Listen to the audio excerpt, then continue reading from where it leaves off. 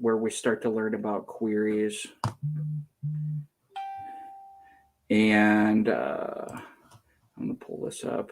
So where we start to learn about writing queries. So from the last lecture, like I said, it's where you start asking the database questions about the data that's living in it using the SQL programming language.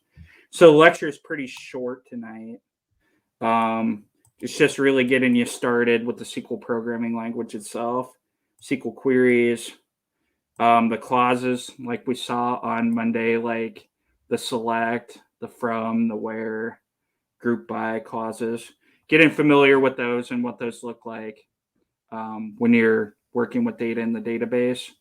That's where the world database that we have will come into play, is that now we have a database and we could write queries against the database and the database tables to really get your hands on it and start to see like, what is this SQL programming language and how do you use it to get certain things, certain data out of the database. And then a review of the different data types.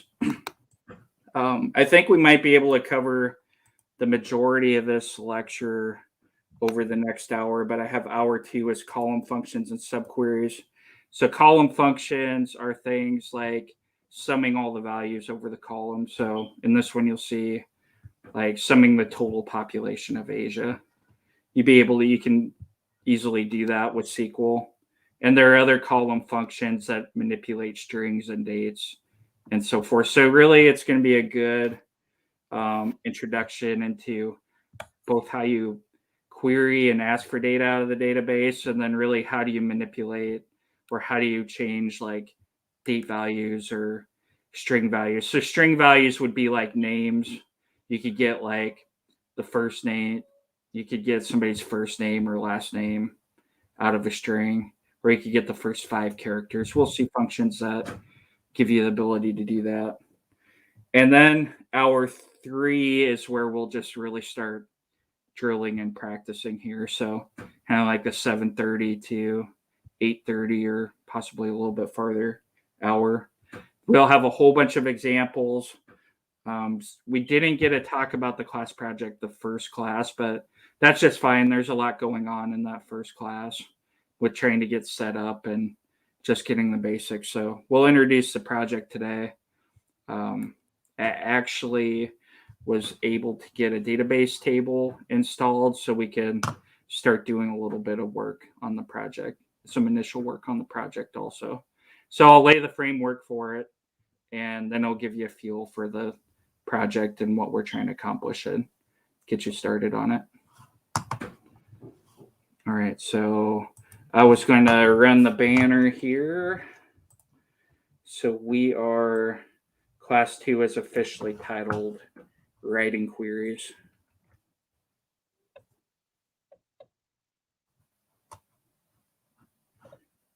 Oh, that wasn't actually the ticker. Hold on.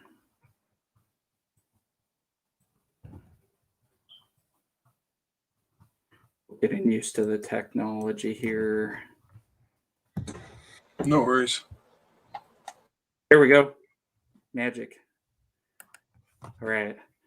Like I said, that's an introduction to the class, and we'll have a little bit of a ticker here. So if you ever go back to, I'll set out the YouTube and Facebook links to this lecture. But if you ever go back to it, then you remember what the class was as class 2 about writing queries.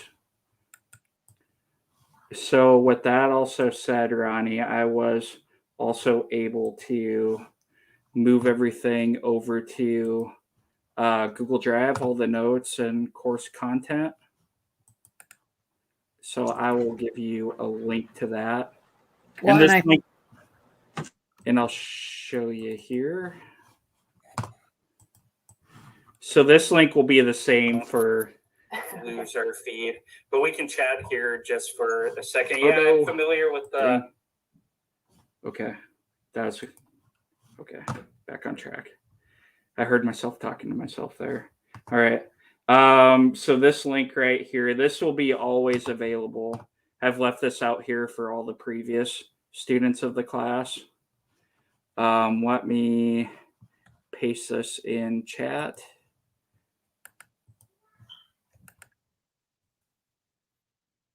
So Ronnie or anybody else who wants to, go ahead and give that link a try. Sounds good. I will also keep this refreshed in GitHub just because that's what I'm used to editing all of my notes with. So you can either go to the GitHub site that we did yesterday, and I will also keep them refreshed here in Google Drive, the same version of it. And then when you're inside of here, Ronnie, I'll expand that here a little bit for you. I am used to looking at my screen on the iPad, but now I've got it on my second monitor here. You able to see it? Well, I don't know if I got your stuff up or no. See, I can hear you and everything, but I don't know how to get back to your page. Is everybody else still able to see my screen share? What are you guys seeing on his screen? I just don't see the rest of our pictures, but I don't need to. So are you showing I see the four of us on the left, and then I see a browser with Google Drive and directories in the main part. That's the same for what I see. Okay. And you aren't able to see it. I can hear you all. I just cannot get back to the StreamYard page. I don't know why. Because I got this second monitor. So you're still in. I know, and you guys can probably see me. I'm looking all around like this. Like, where the heck am I here?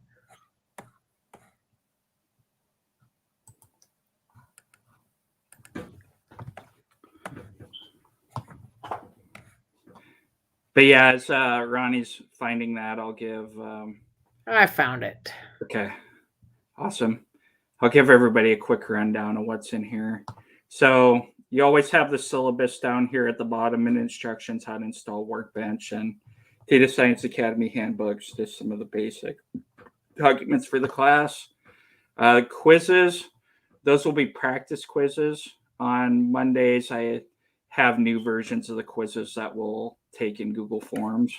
But these are older versions of the quizzes, so if you wanted some additional practice, you could go into the quizzes folder, and there's some old quizzes. They're in Microsoft Word, but you could go and circle the answers and then check the end. They have little answer keys at the end of them. Class project is what it says, all the content related to class project, including descriptions, data sets, different milestones for the project, pretty much all the content related to this class project. It'd be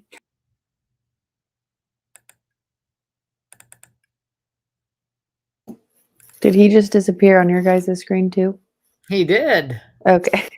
and I just clicked. There he's back. I was clicking up here and then I clicked on there. My apologies.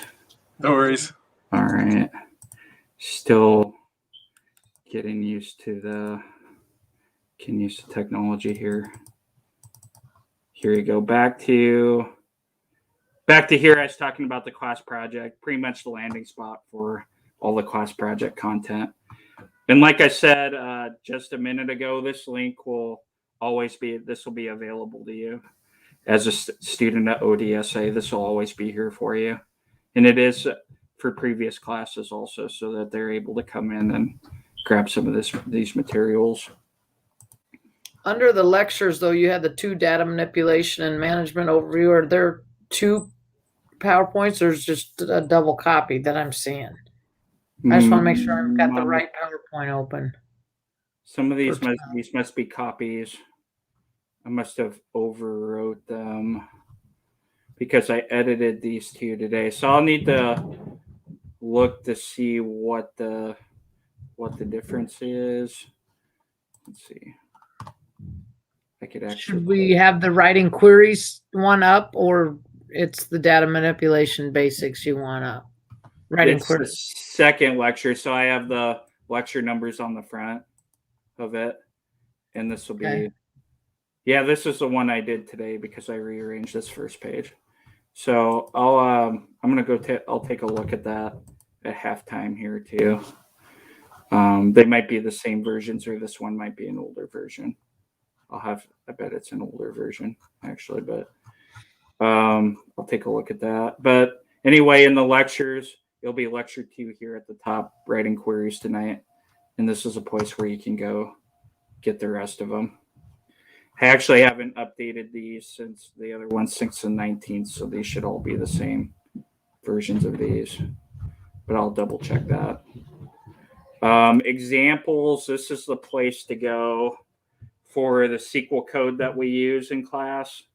So you see class 2 exercises would be an example here, is that we'll use that tonight for some of our exercises and some of the solutions to those exercises. So at the end of each lecture, I'll have a little slide that based on our learnings for the day, it has some questions of the world database, like how do you get, it's basically asking the database a question. So you say, what is the population of Asia, or countries that start with an A, or something like that, or list all the countries that start with an A. These will be your solutions to those. So if you're stuck for whatever reason, you can come into the examples, download the examples, and then see where it gives you an aid if you get stuck, or you just want to see a solution, or even just download it and play around, or download it at a future date. It's just perfect. And then stuff later on. So we do some database design, some database data quality, and some examples there. Basically, any examples that we use in class be located there. Archive is just old content, so I don't trash it because other people are used to their syllabuses and everything. You may find it useful, maybe or maybe not. And then the data, all the data sets that we use in the class. So some of these will look familiar, like Sakil is a database that we'll be using. COVID-19 data, employee database, some old examples in the world database also.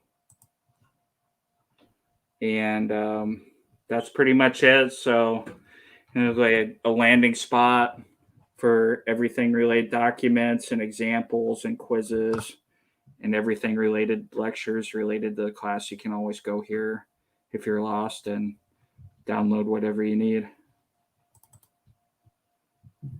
And then that, or continue to use the GitHub site. But if this is easier, that's just fine. I'll keep it up to date. All right. So that, I believe, leads us into the lecture. So I am going to open up the class lecture from here. The second one here at the top, writing queries, I edited that today, so I know this one is the current version. And I'll go full screen mode here so everybody can really see this. Right, and we may actually, I think I will break this up into 2 parts. The second part's a little bit more intense with subqueries and functions. And we've been on for 45 minutes anyway, so a lecture for about 30 minutes here maybe. And then we'll break and finish it up. Did you say it was that one that you edited today that you want us to open? Yes, yeah. Okay. Yep. And let's go full screen. It's not truly full screen with Google Docs, is it? That's all right. Can everybody see it all right? I could open up I'll open up the PowerPoint version of this thing too, which I know is the one that I edited today.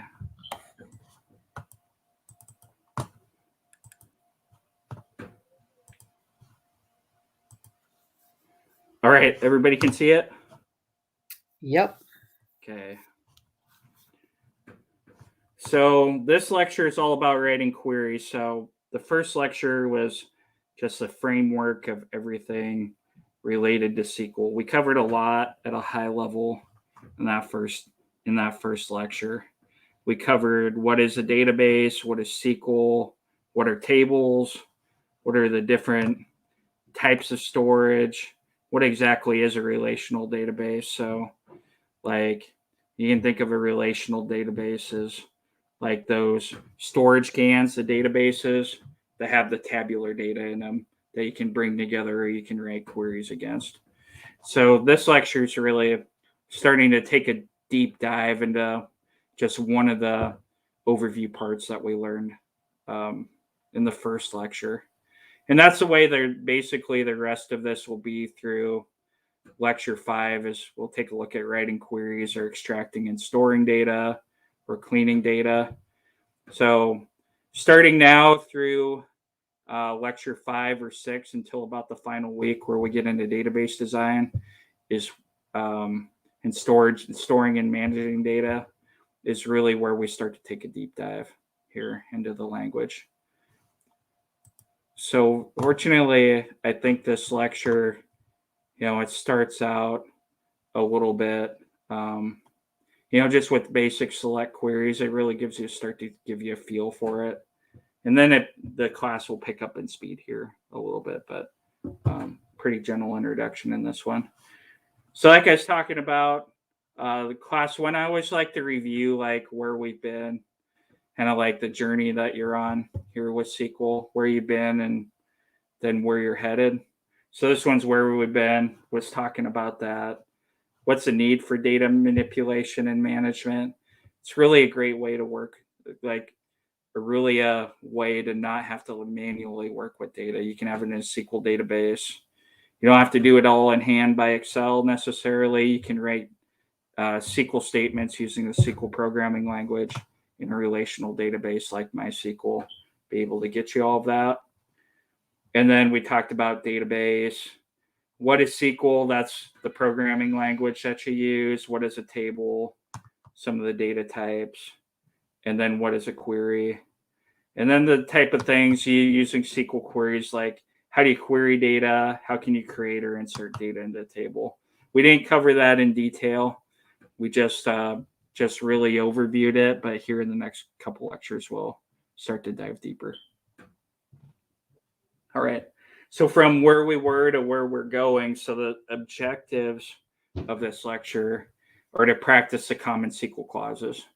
That's where at the end of the lecture on Monday, we were talking about the selects, the froms, the where statements. Now we'll start to form SQL scripts or SQL programs, that have those different clauses, and then you'll really get to see how those work against the database. Practice the common aggregations, things like summaries, averages, minimum and maximums, or the column functions. So it does all the values over the column, where you have string and date functions that we'll take a look at. So like we saw in the first lecture, your common data types are ones like your numeric data that you could sum or do maxes on. You can do those on dates also, mins and maxes, but there are also different things that you could do with those, like dates. You can get the years, you can get the year out of it, you can get the day out of it. So those wouldn't be column functions, those would be more like value functions, and you'll see the difference here in this lecture. Practice using comments for debugging or explaining code. We do that along the way. I especially like that because it helps you see what each step is. I put little comments next to them so you really know here's what the first step, the second step, the third step, the fourth step or the fourth line in the SQL codes do. So then you can run that, relate it back to the data, and then connect the two together. Learn SQL functions, talked about that with aggregations. Practice writing subqueries. So we'll get pretty involved here in queries. We can do subqueries to take multiple queries and put them together. And then at the end, it's just a lot of practice after that, like I said in the first lecture. So I'm all about that, especially like this first lecture, just doing a little bit of lecture and then getting your hands on it, really learning SQL that way by doing lots of examples in the class project. All right, so kicking it off.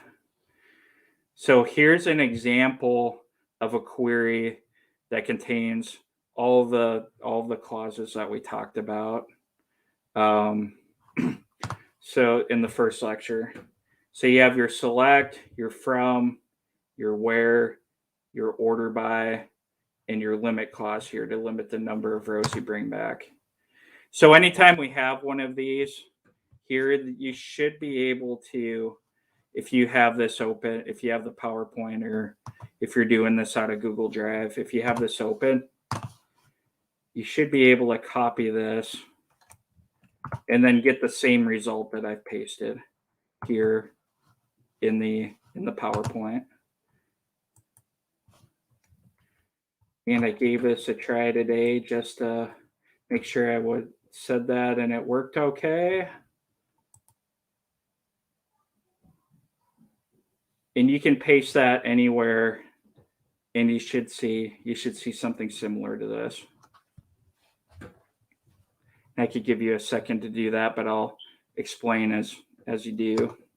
So the select statement, it gives you your columns that you're returning in the data set. So you're telling the database that I want the continent, and I want the name field, and I want to rename that as country. So we have the continent and country fields. And then from the world.country table. So we're getting it from this table in the database. So here's the world database. Here's the country table. The where statement is like what you're doing to limit your results. So I said, I just want the continent of Asia out of that table.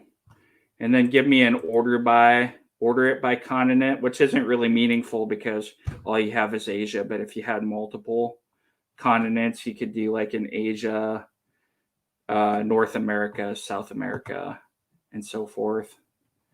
Country descending is a little bit, so that's a little bit more meaningful. So it actually will do a reverse alphabetical order. So Yemen's like the country farthest down the alphabet that it could find in Asia. And then I said, just give me the top 10 or only 10 of the results. So this might be a dumb question, but how do you run it? So it's so not a dumb question at all. I skipped that part. I got excited about the results. So if you do, you should be able to hit this up here, create a new SQL tab for executing queries. If you paste this in here and hit this lightning bolt. Okay. It should run the query and return the results. Wonderful. Now that's an excellent question, especially since I went through it and took it for granted here. But that's how you'll do it. Just got to make sure I didn't miss anything.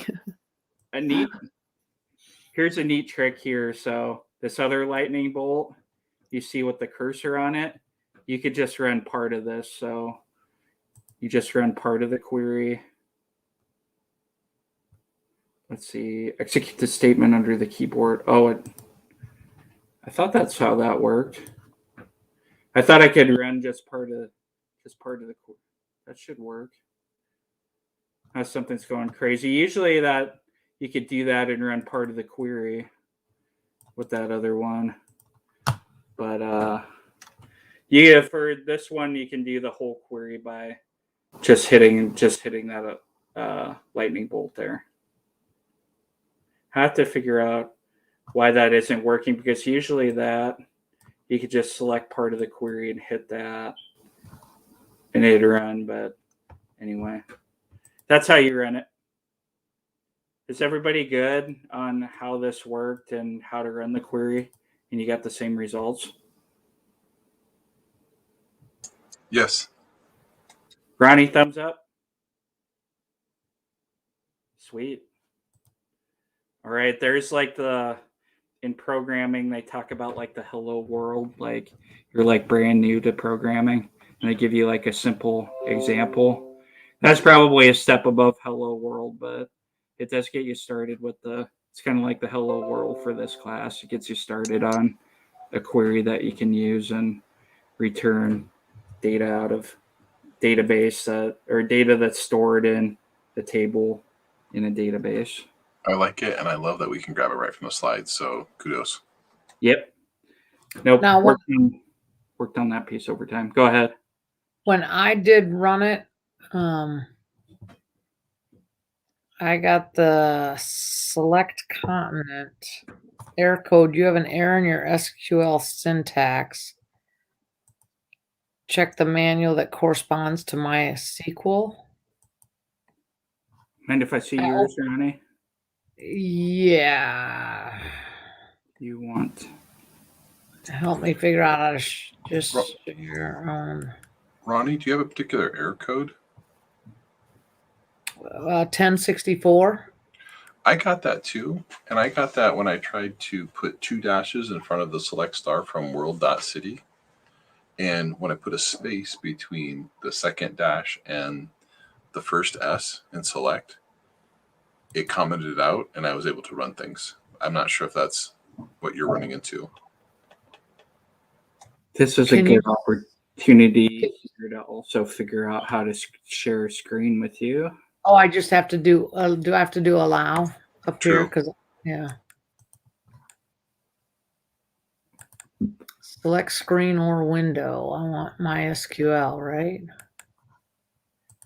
Yep, I stopped sharing mine. And then, okay, there it goes. And I just added to the stream. Just taking a look at it. Oh, the SQL query at the top there. Yeah. So I copied right underneath of everything under Oh, the SQL okay. query. So take that line out. Yeah, either that or put a pound sign in front of it, and then that makes it a comment. You could go ahead and try to put a pound sign in front of it. And then go ahead and run it. Hit the lightning bolt again. Yep. Yep. Yep. Because if it's not commented out, it thinks it's like, it tries to read it as part of the Gotcha. SQL query. And then it's like, SQL query, what do I do with that? I don't know what that keyword is. Yeah. So computers aren't quite as always as intelligent as people think, right? They don't interpret it.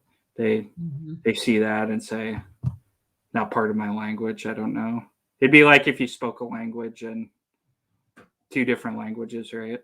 Yep. Spoke to you in something and you wouldn't know what it was. So should I stop sharing now? What's that? Should I stop sharing now?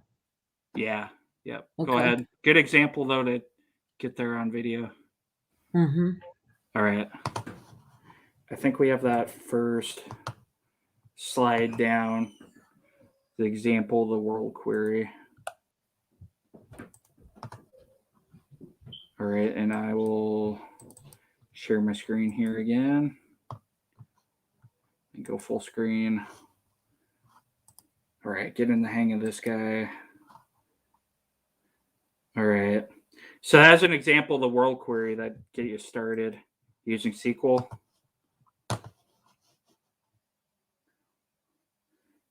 Oh, a little bit of more in-depth, a bit more of an in-depth dive on the SQL clauses. That first one's an example because it uses all of these different clauses in there. So we used all the main clauses here, select, from, where. I guess we didn't use group by or having, but we used order by.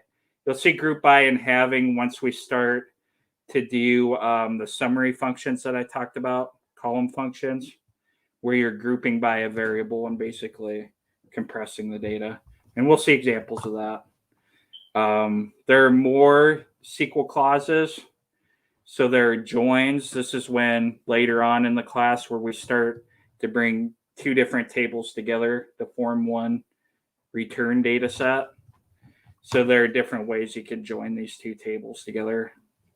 We did use a where clause. Say we did a equals to Asia. So you have these different operators that you can use, or you could use nots or ands if you have more than one condition.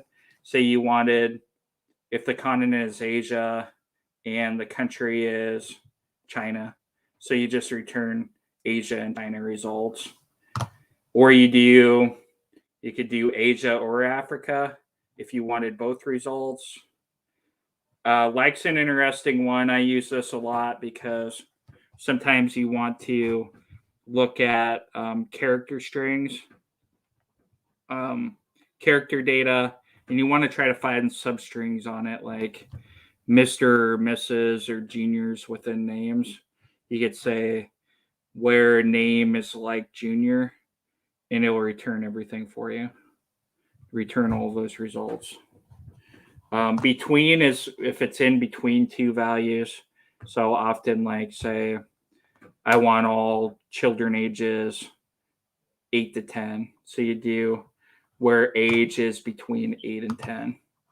Now, you could do that with a combination of greater than or less than and, but between gives you a nice operator to do that.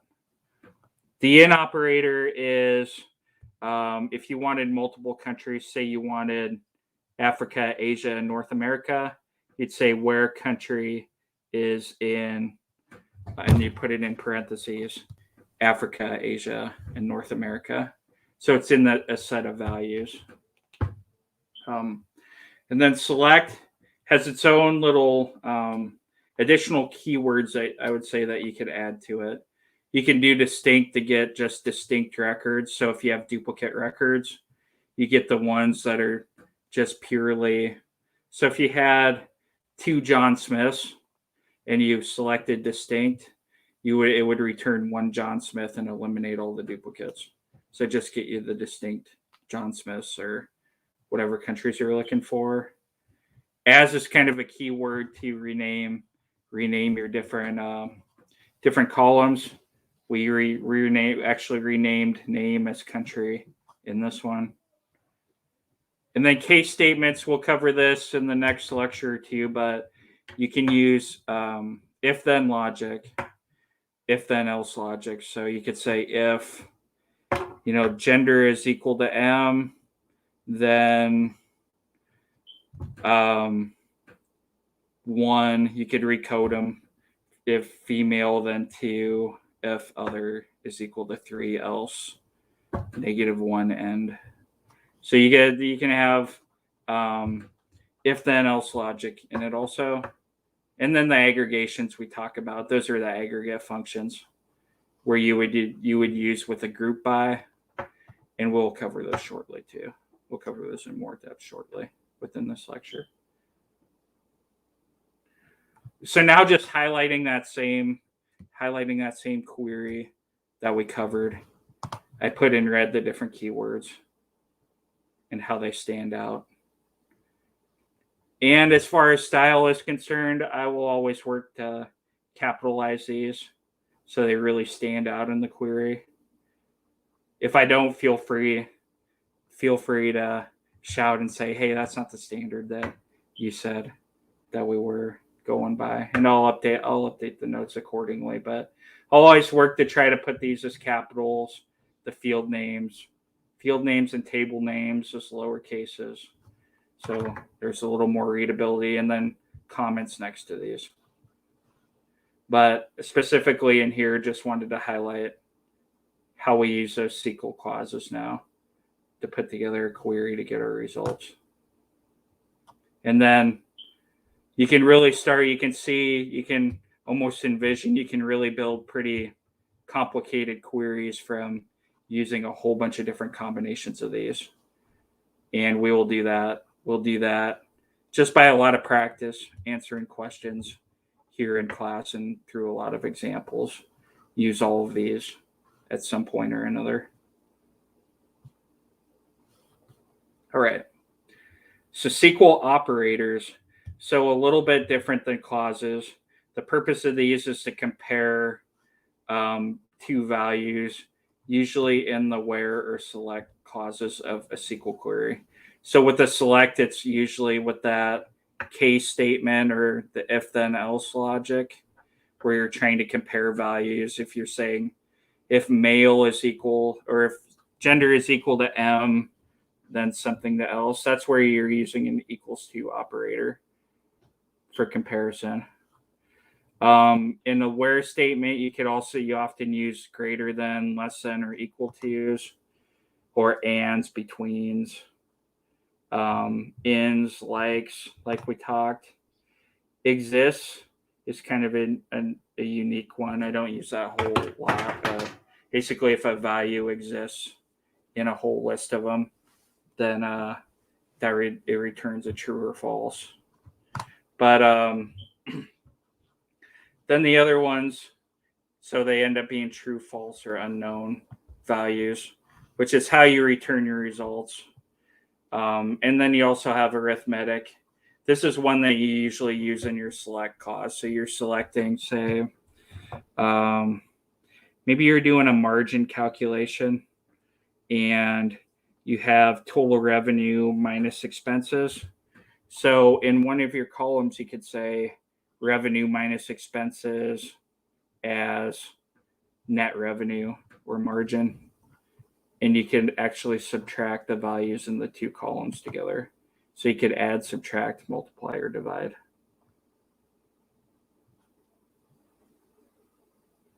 So we will use, as I said, we'll use these frequently. I thought I had an example here, but at the end, we'll have an example of this also, which is where we start to get into SQL functions. And this might be just a good time for a break, because we're actually a decent amount of the way through. We're about halfway through the lecture. So if everybody wants to take a break, if we're good with that, you give a thumbs up. I'm cool. Right. Yeah, that works.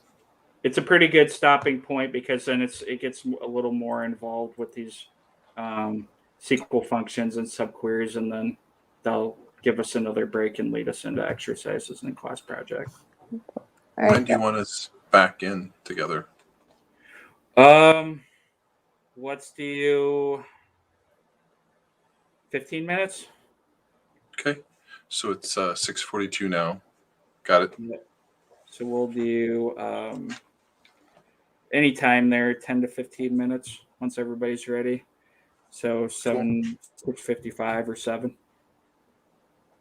Give you a chance to grab a bite to eat or get caffeinated or whatever. Appreciate it. Perfect. See you then. Thanks. Yeah. See you in a few minutes. Hey, Ronnie, were we going to work on something in break here? I was I'm gonna run downstairs and try to get my IP address, because I can't print up here. Just trying to make sure I can print when I need to off of this machine. So if I wanted to take notes on the PowerPoint, but other than that, I think I have everything else set up right. I do remember I was going to adjust some database permissions here in break. Yeah, for Mara. Yeah, so that she didn't see our databases, I think. Yep, got it. All right. Brownie, see you in about 10 to 15. Sounds good. I'm going to run down and grab my IP. All right, awesome. Thanks. Yep.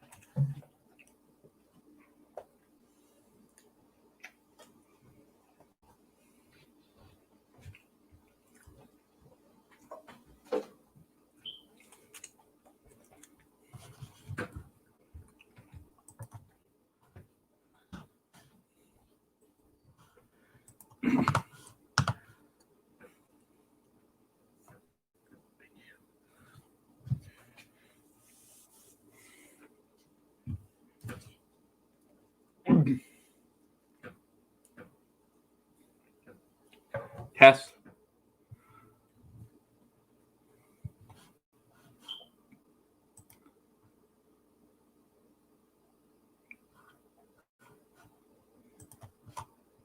Test. Testing.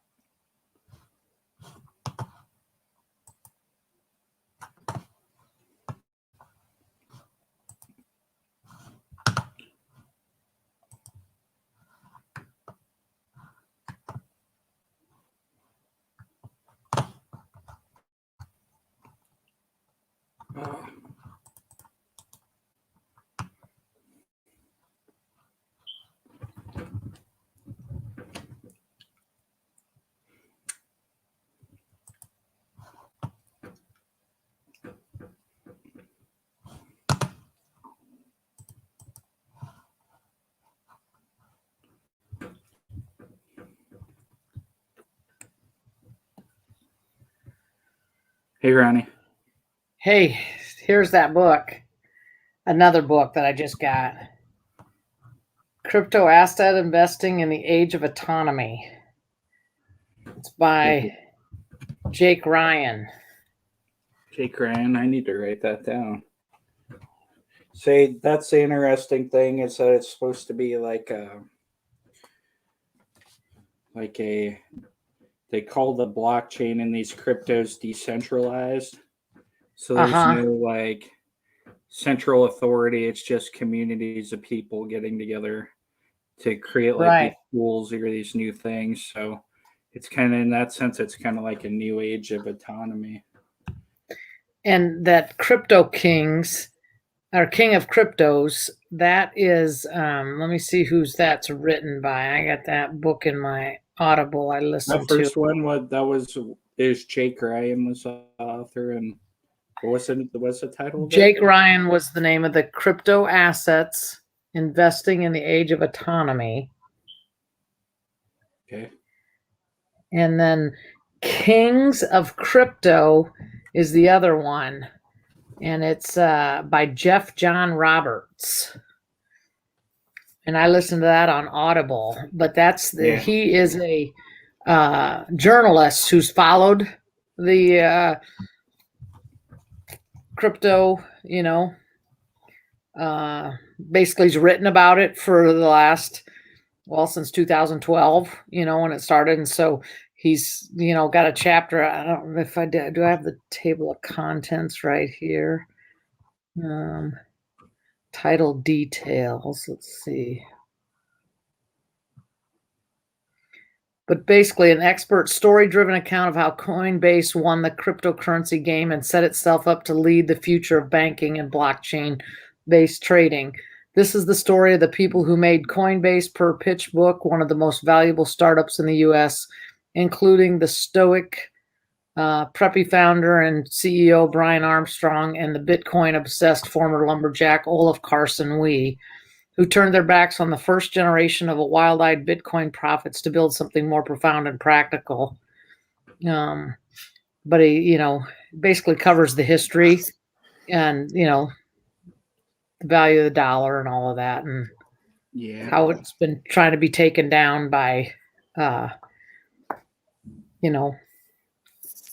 regulators, if you will. Yeah. I do everything through Coinbase.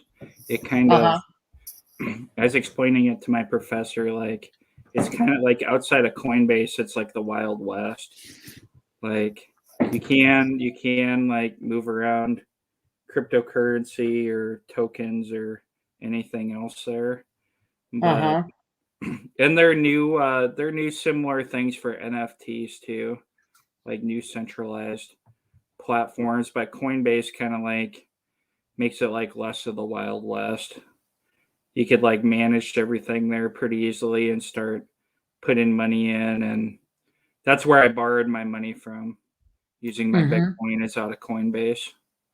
But do you have a hard wallet where you got it offline, backed up somewhere, or you just all have it on? I don't, but I have my keys. Right. So if you have your keys, then in theory you wouldn't even necessarily have to use. You wouldn't even have to use Coinbase. I use it because it's all centralized and easy to do, right? Like, so I can set up my checking account and transfer money in. I transfer money in every week. And, but you have to use one of the big main banks. You can't just use any co-op bank or anything, right? Yeah, I use First National Bank, and that works. Okay. You might have to use, I don't know if a credit union would work or not. I have First National, but I just know I've talked to both of my investment people, and they're like, no, stay away. I said, well, what do you mean? Until you can get into it? I think it's pretty safe. Ronnie, just curious, how did you get into becoming interested about it?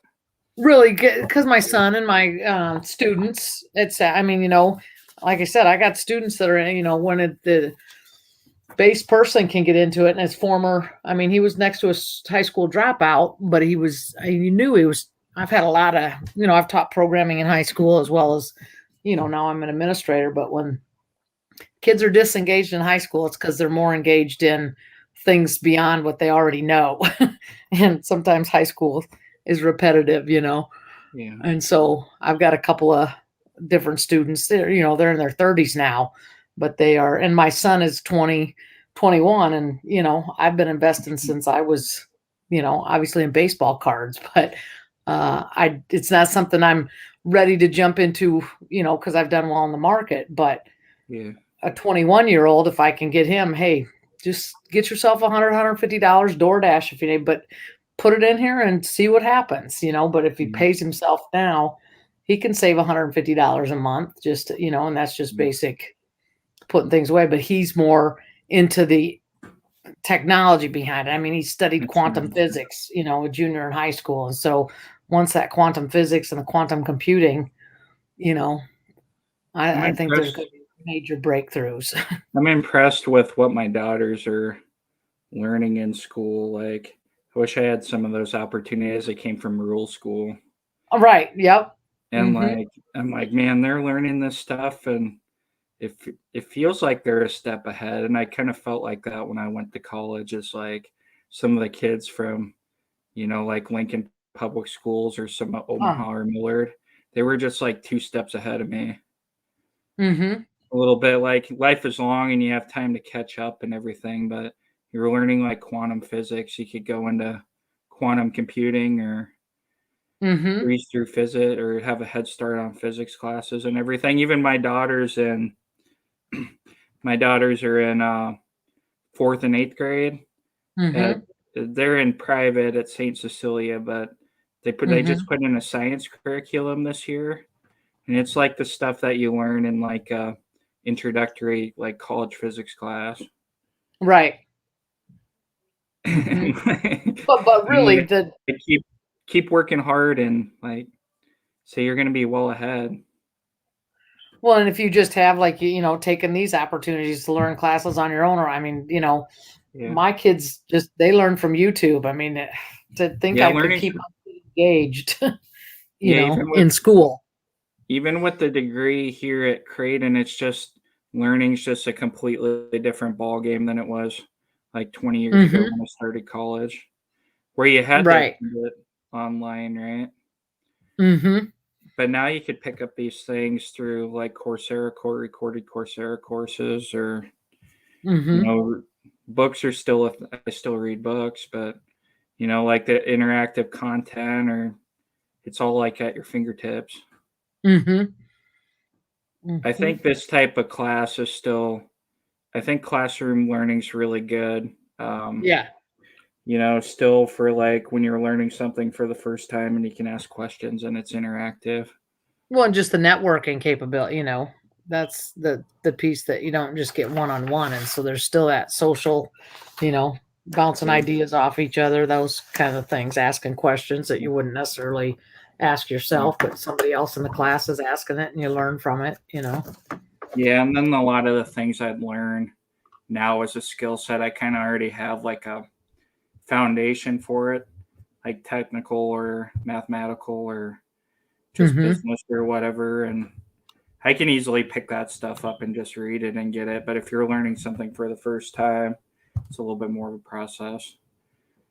I take that for granted sometimes, but when you're learning something completely new, it's just like you're starting from scratch in some ways.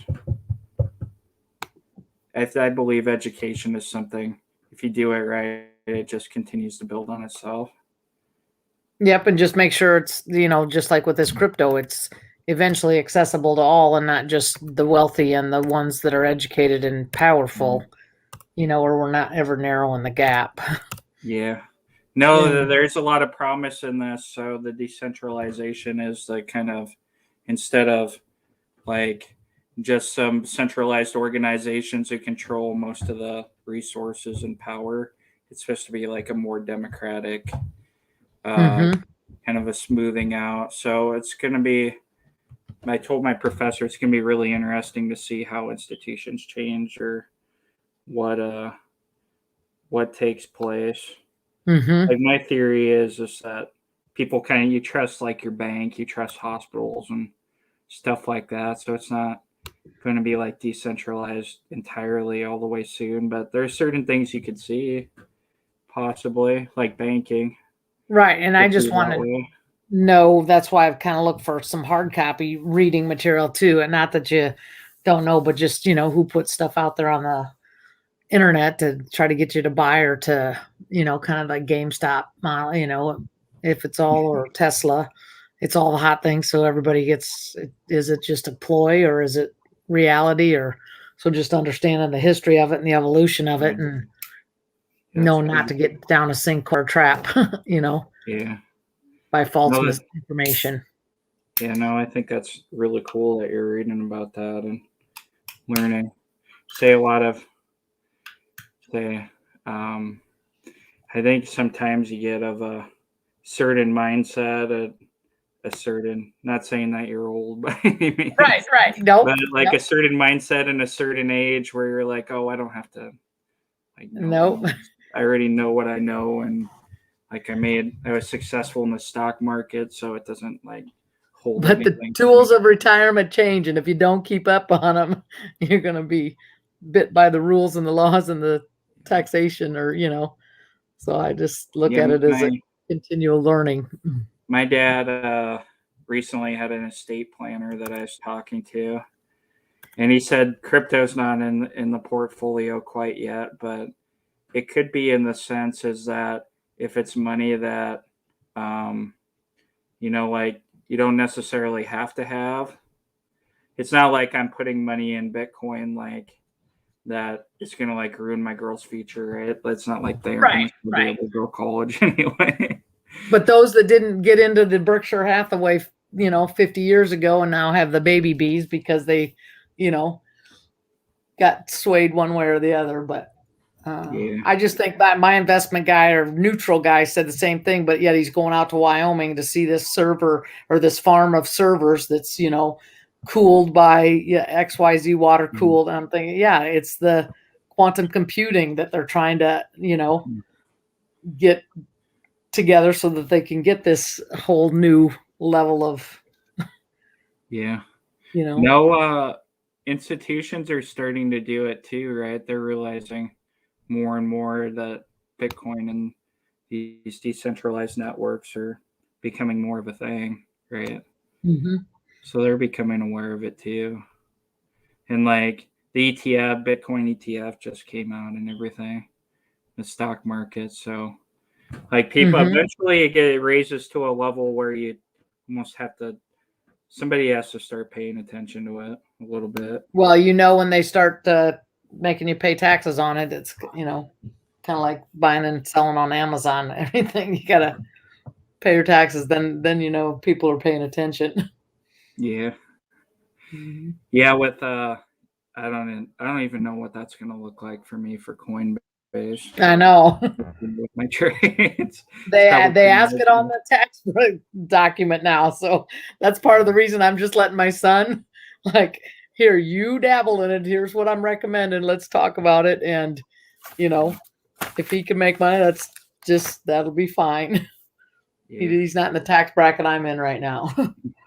Yeah. And when you're young, you don't have a lot of money, but it's not like you have much to lose either. But just to learn about it and save, like I said, save that $150 a month. If that's all you do between now and 31, by the time you're 67, you'll be more than a millionaire.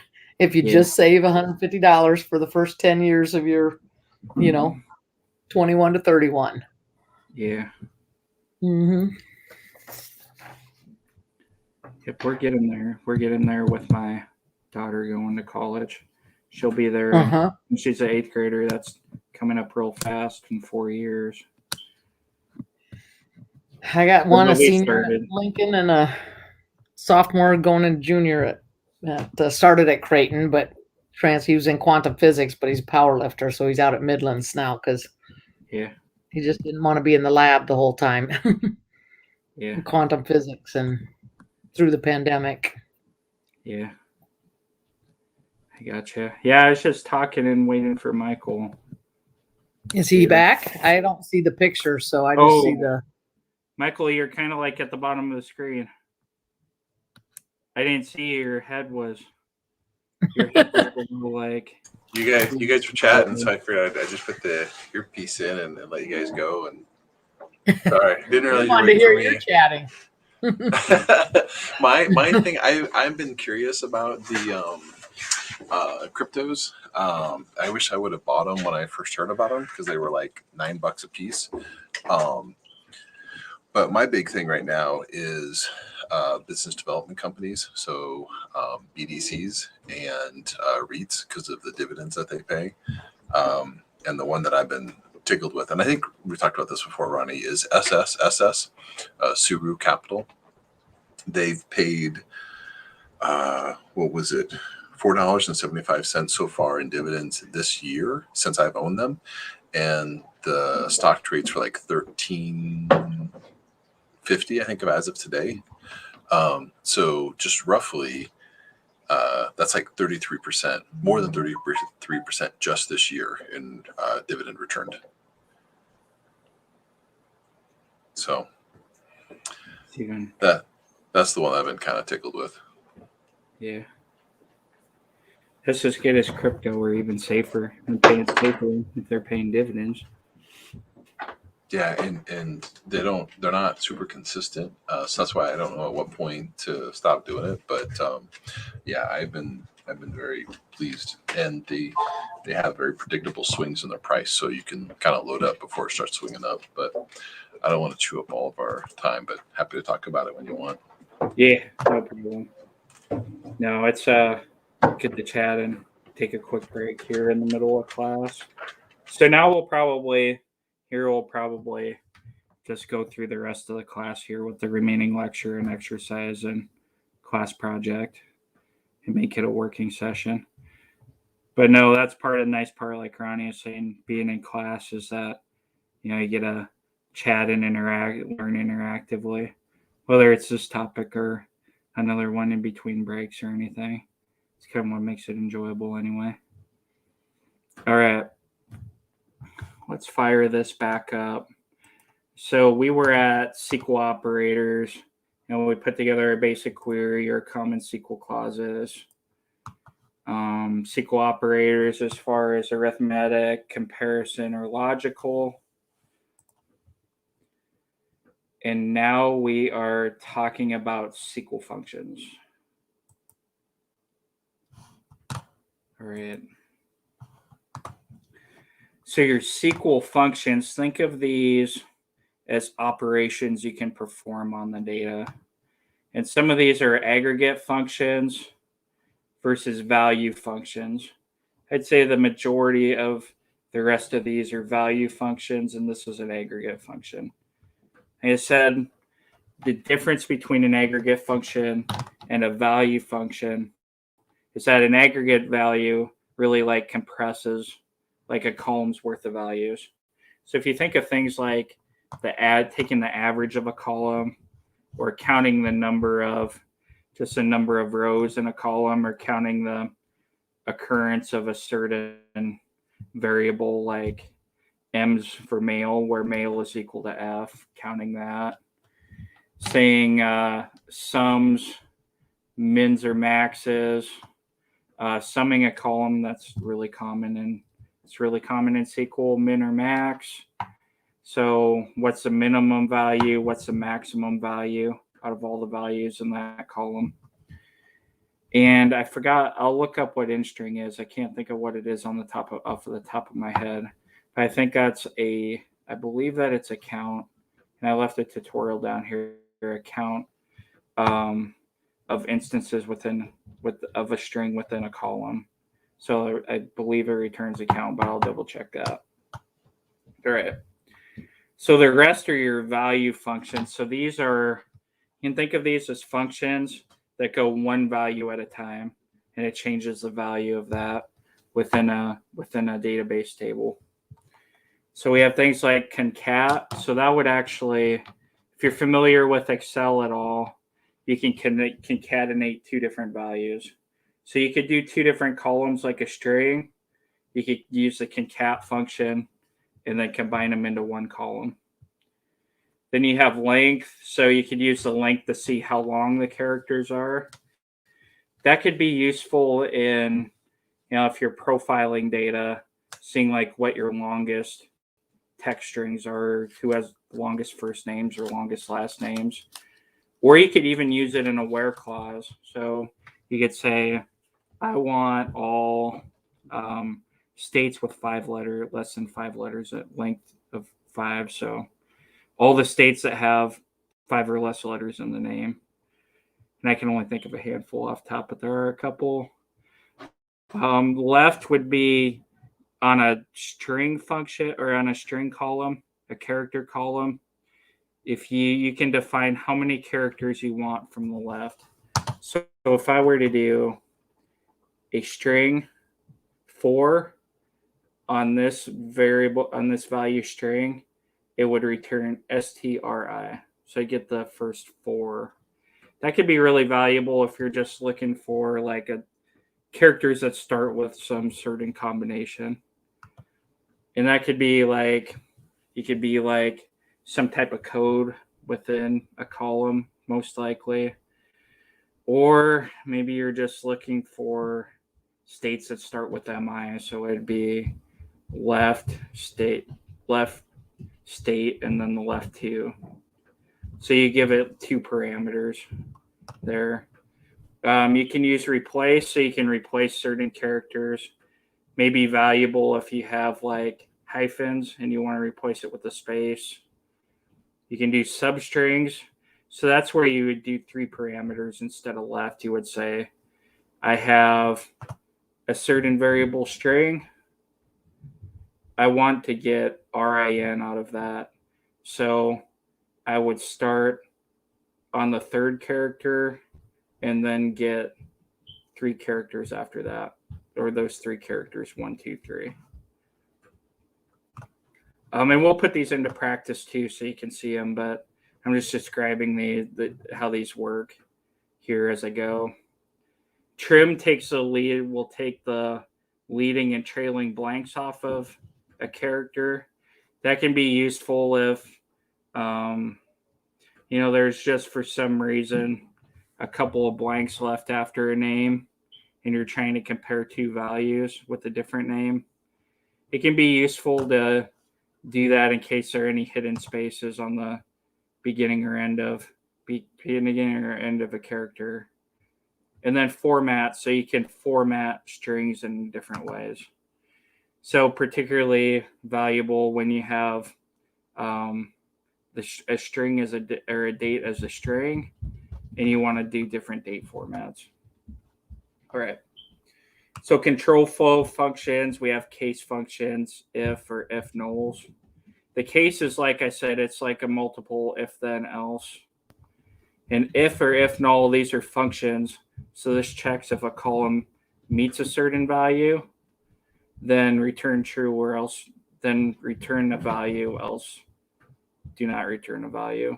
And this if and if null, not all the database management systems will have these functions. This is something that MySQL has in it, but something like SQL Server does not. So that's one of the few things that's different in different database systems that you'll want to check, is that sometimes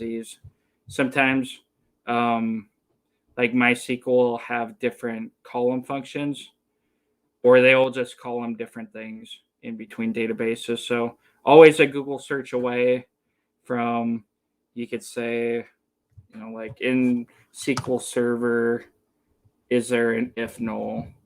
And maybe I can't think of it off the top of my head, but perhaps there's one in like SQL Server or a different database that has a different name. All right. So date and time functions, there are a number of them. You could just use curDate to get today's date. Very, very valuable if you're in a transactional database and you just want to see everything that's today. You could use that, especially in a where clause, or you could use it in a select statement, just as you could select it as a field, and it'll return the current date.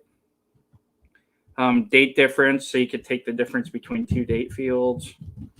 In date, month, a year, I think I briefly talked about that at the beginning, but you can get the day or the month out of the year out of a date field in the database. And then you could even add dates to it. So this would be common. You'd say, I want today plus 3 days, or today. You could actually do it today minus 3 days. So if you did date is greater than date add minus 3, so you could get everything in the last 3 days. All right, comparison functions. We'll see coalesce here in a second and is null. Basically, it's looking to see if there are null values and comparing them and getting the first value that isn't null. Then you have math functions, your usual ceiling and floor, your round, and your truncate. So truncate is what you cut the number off at the decimal, and you ignore the significant decimal places afterwards.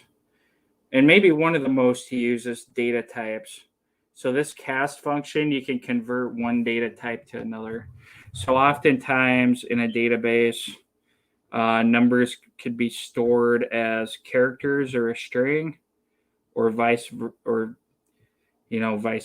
It could be, a date stored as a string, and you want to cast that string as a date, or you want to, if it's a number in a character string, you could cast that field as an integer instead, or a decimal, or a double. Or those data types that we saw in the last class. So there's quite a bit you can see with SQL functions. There's quite a bit that you can do with these.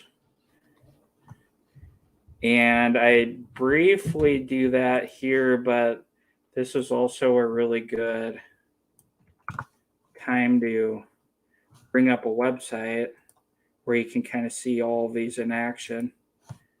It'd be kind of a crazy query if I could put all of those into one. I might have to think of that, but this website will show you all the different MySQL functions and aggregate, comparison functions, date functions, string functions, window functions. These value functions I was talking about, like date and strings, they're basically all here with examples. And pretty well illustrated too on how they work. You select the name and you sum the value and you group by the name. So it compresses the A's down, the C's down, keeps the B the same, and summarizes those values. Or let's see, do they have a cast in here? They don't have cast in here, but you could do something like, we do string function. We could do a left, and then it'll show you this. So like the left function, you had MySQL left, you got the left 5 characters, 1, 2, 3, 4, 5, and that's the result that it returns. So this is a great website for going in. It basically has everything here that I covered in that slide here. It's just a matter of seeing it and using it, and this has plenty of awesome examples for that. Okay. So I'm going to give you one example where you use this sum function from the concatenate query. If everybody wants to copy this out, and we even add one additional clause in here. We add a having clause to it. So if we are to copy and paste this, you click up here on the left, create a new query. So what we're doing here is we're selecting the continent. We're summing a population of all the continents in the world.country table.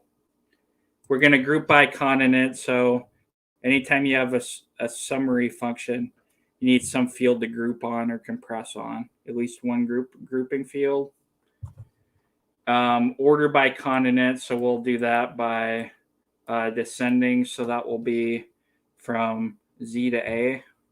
So reverse alphabetical order. And now we're adding this having clause. So we hadn't seen the having clause a lot. But when you group by, you can then say, you can do, it's kind of like a where clause, a combination of a where clause and group by clause. So to have a having clause, you need a group by clause. And then you can do a comparison using the summary function versus a value. So it says we want, after we do all of this here, we want the continents to have a sum that's greater than 0. And you say, isn't that all the continents? So, Jeremy, question: is it Yeah. okay is it okay if I move line 5, the having sum, before the order by? Yeah, I think maybe that actually goes before the order by. Yes. Okay. So I need to update that in my notes. And I'll always publish new notes the next day after class. Must have been an old version of that. And you would say, like I was saying, you'd say that don't all the continents have a population over 0. Actually, Antarctica has a population of 0. So it's going to leave those out of Antarctica out of the results.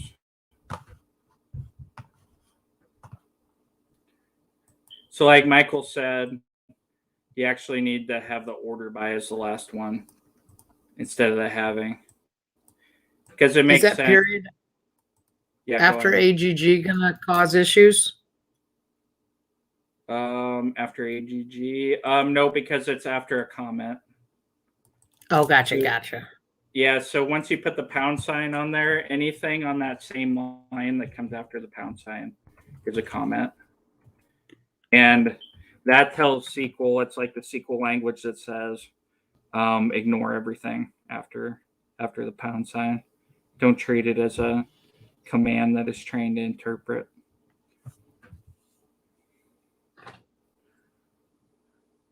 So yeah, then you get all the continents. You get all the continents there and the total population sorted descending alphabetical order.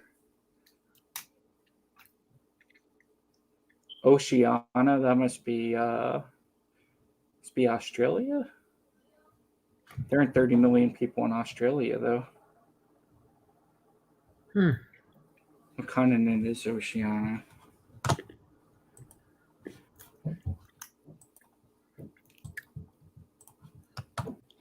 I think Oceania is considered like Indonesia, Jakarta.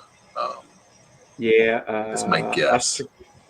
Australia and New Zealand's part of it. Polynesia. Yeah, all those like islands that aren't technically Asia.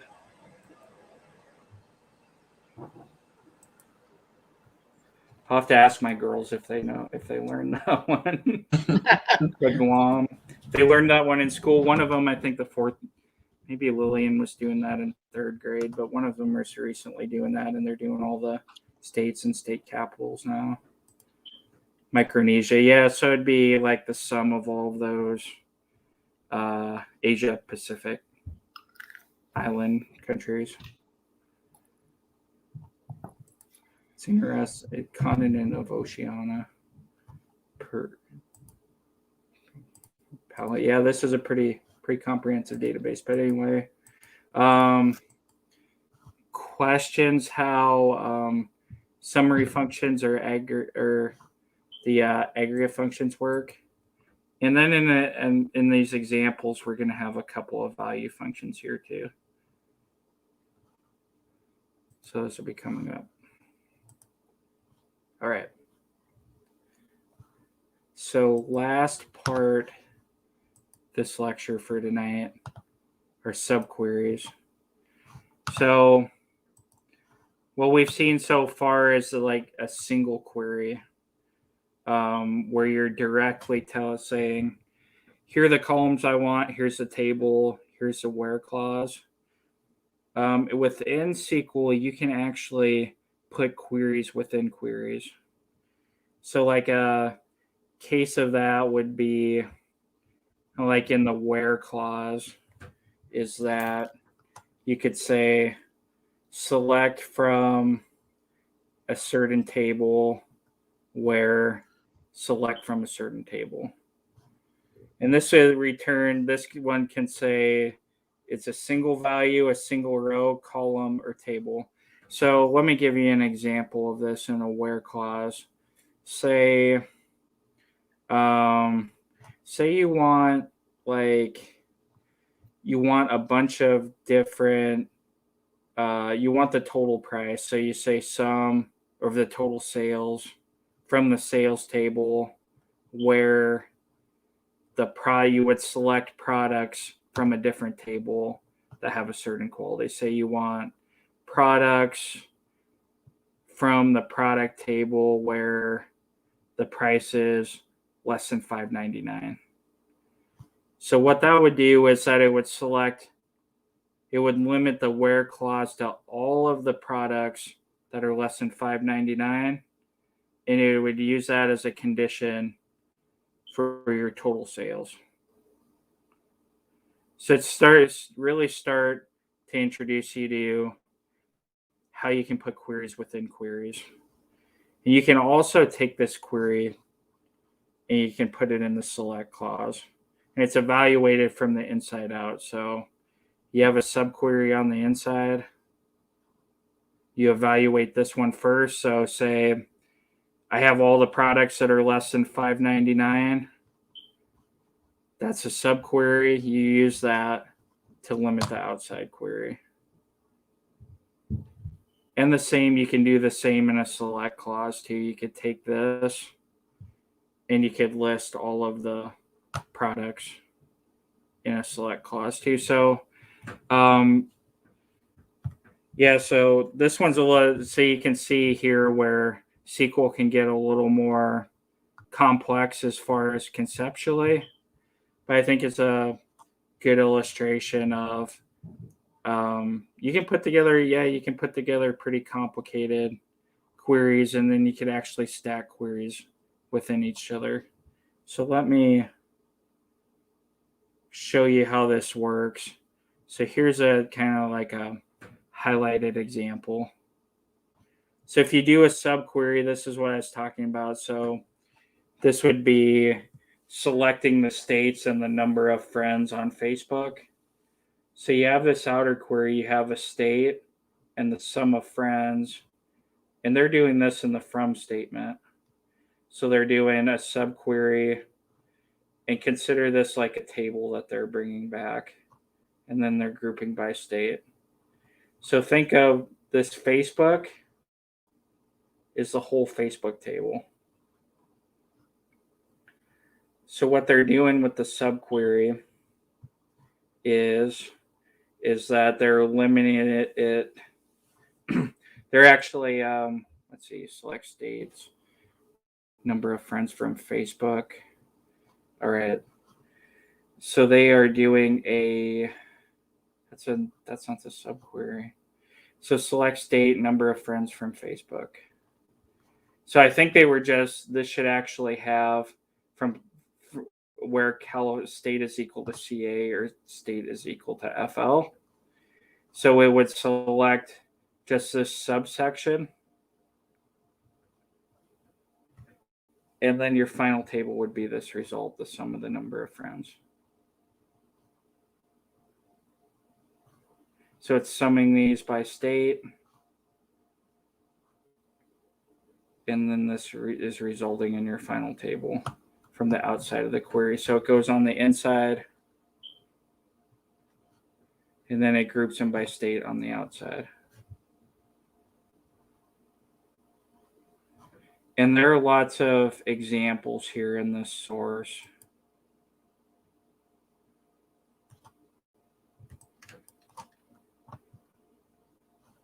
And I have a bunch of exercises here for the end of class too, to really show this. It's sometimes harder to explain than it is to actually do or put some of these together. And this one is really like a longer This one's really a pretty good walkthrough of what is SQL. But then it has, I think this is where the example comes from here. Combining tables. This has a little bit of everything, and then it shows joins, how they come together, and inner joins. But anyway, we'll have some examples where we can walk through this. And then here's an example using the continent query. So here's a pretty good start to this. So if we want to know what the total population of Asia is that we could use a subquery in the from statement. So we use this inside query that we evaluate first. I'm going to go from the current slide. We evaluate this first and get this result. So that initial query that we ran to just get the continent of Asia, all of the countries inside of there. And then on the outside of the query, we're summarizing by continent and we're grouping by the continent and summarizing by the population. So that's where inside we limited it to Asia, and we take that continent, summarize it, and group it to get this final result. So there's a lot going on here. It's going to say, this one's going to show you how this works. So here is the inner query that we're talking about. So this is what it gets from this world.country table. And then the outside query is what summarizes it. So it does this one first, inner query, and SQL outer query. Takes the inner query and the outer query summarizes it.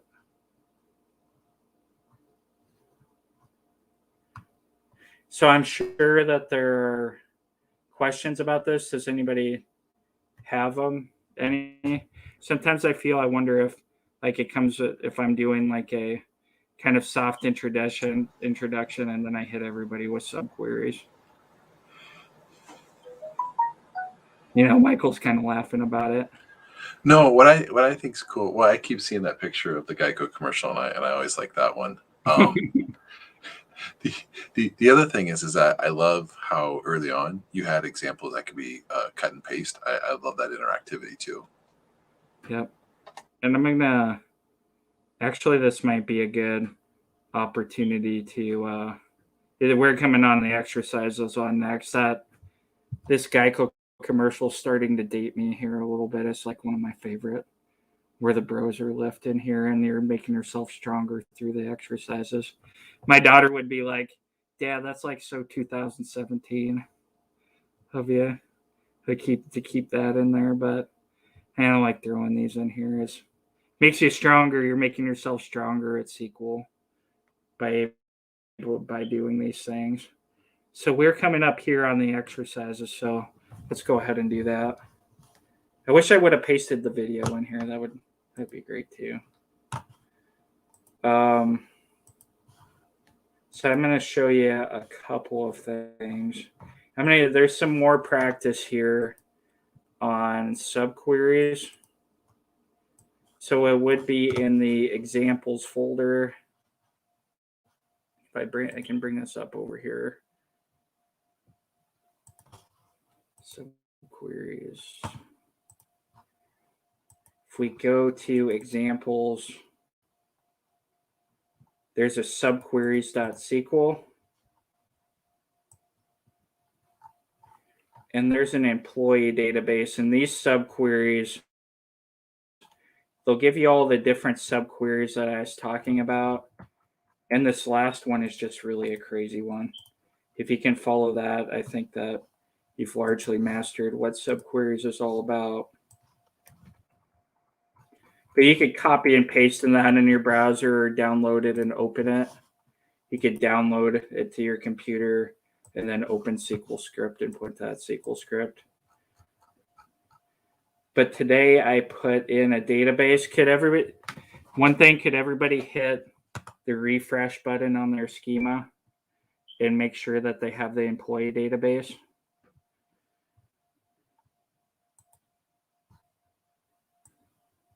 Sorry, I need to unmute. Yes, it just showed up.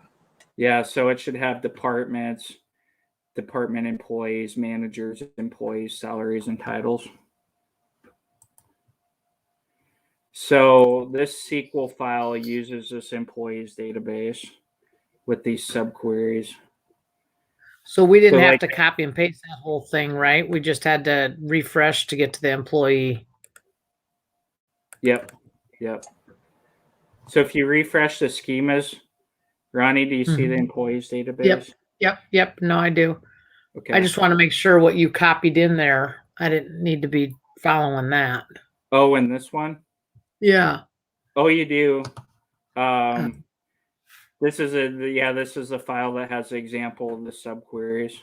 So let me here. It's over here in Google Drive. It says subqueries.sql. Okay, in Google Drive. Yep. I thought I had the drive open, but I don't. And you could actually double click it and just copy and paste all of it. That'd probably be the fastest way to do it. And that's what I did. I just pasted it right here in my editor. I'm going to expand this a little bit. And they use a similar syntax to what we do. They just space it out a little bit more. I'm just getting back to the Google Drive because I closed a window and I Yeah, no problem. hit 2 or 3. So you'll see where there's a subquery in the where, and then they use an in operator on employee numbers. So they're trying to get like all the employee numbers where the hire date was between 1990 and 1995, or 1/1/1990 and 1/1/1995. So you do this part first. You get all those employee numbers. You compare them to the employee numbers in the department managers, and you say get all of their information, which gets the information on the department managers hired between 1990 and 1995. So if we were to run that,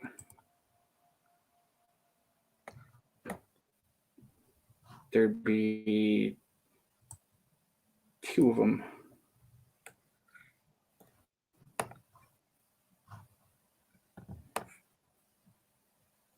Were we supposed to copy and paste all like 243 lines? If you want, you could, and then you could run these through one at a time. But if you just want to paste a couple of them in there, But would- what was the fastest way you copied to paste? Like I've got it open in the Oh, here Google we Drive, go. but Yeah, hold on.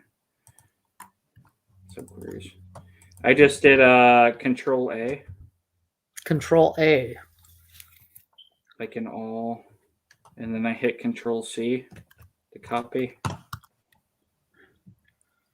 And it doesn't show you anything, but then if you do Control V, it'll copy all of them. I keep getting error code. Yeah. Yeah, 1046, no database selected. Okay. Do you see, Maura, when you hit refresh, do you see an employees database? Yeah, I've got the database. Okay, go ahead and right click at it and set as default schema.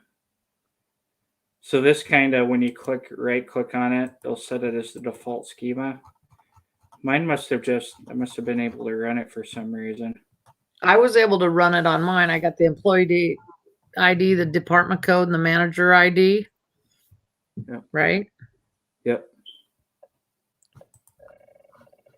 Yeah, But it was that quick Control A, Control copy I had. I know I take these all for granted because I'm like all day long just. You and Jonathan both. right, Mara. That's good. Yes. Anytime you I do something like that, just let me know. I'm happy to explain. Yeah, then I got another error code. This is 1040. 4 and it says access denied for user M. Ramsey. Okay, let me do this. I was doing this during our timeout here. Select administrator. So employee select, that should work, and it worked for you, Ronnie, and it worked for you, Michael, right? Yeah, I Well, got you know what we can do? Maura, can you try to do one thing for me? Yeah. Here, if you go ahead and close your connection. So I'll take you back here. So how did you just do that? There is a tab up here with an X on it. The like Mine's exit. not now. Oh, here's so mine. Oh, okay. I think I did it. And then just reopen it. Yeah. Hey, Jeremy, just to share, there is a drop command where I was denied access. So just heads up. Go on employees. Yeah. Well, yeah. I'm going to do a search for it now. That's okay. Oh, in here, there's a drop command somewhere. Yeah, when I ran it. Yeah, that's intent for you to not drop the table, but I didn't realize this is like a kind of a copy and pasted example of subqueries from elsewhere. Line. That's like a whole bunch of different examples. Line 76. Oh, drop if table exists. Yeah. Yeah, you can just comment that out. I'll comment that out actually, and then repaste it. What line is that? 72. Actually, we don't want to. Do we want to just comment that out and?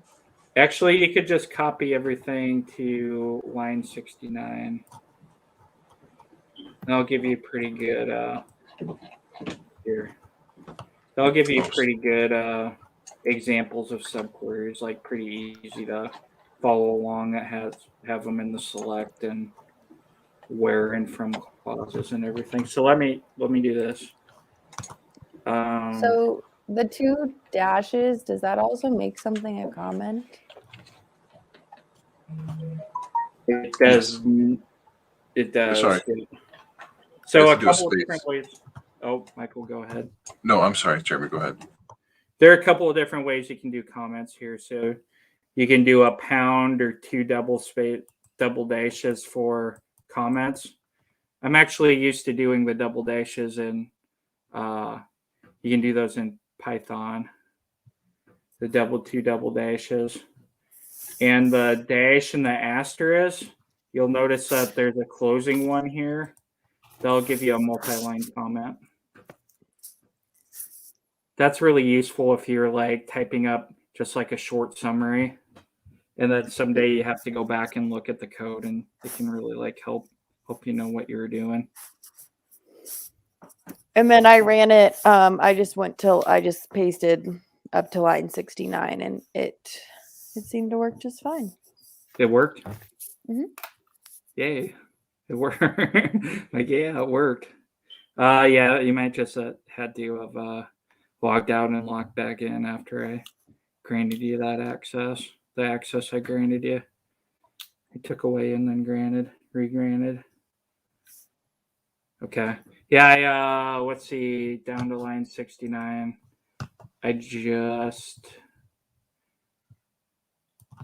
Did that go all the way down to line 69? Hold on. I've just pasted it in chat there, but that's not very well formatted. If you go down these first 3 queries or 4 queries, let me try to paste this one more time. That might just not be the place to paste it there in chat. I'll drop this in. I just dropped those first 69 lines there into Slack. Just in case you want an easier place to copy and paste. And you could always do this too. You could download this file. Since it ends in .sql, You know it's a SQL file. And then it'll be on your computer. And you can just go to File, open your SQL script, give it the path that you downloaded it to, and then you'll see the subqueries file. You can open it as a SQL file also. Yeah, and then these examples, they're good examples of subqueries. So we have a couple of these in the where. This is get all assistant engineers. So you have you have the employees table, and you're limiting it to just all the assistant engineers. This one, you actually use these in the select statements to return all these manager IDs. So let's actually run this. And you can run that all the way down to that union. We'll learn about unions later on in the class. So it returns that manager ID and all the employees underneath that manager ID. Let's see, it has a select here, the employee ID, gets all of these employee IDs under this manager ID with the related department. So there's really like pretty elaborate ways that you can design these subqueries if you need to. Probably the most commonly you'll use subqueries when something needs to be broken down into multiple parts. And especially like that diagram showed, like if you have a smaller part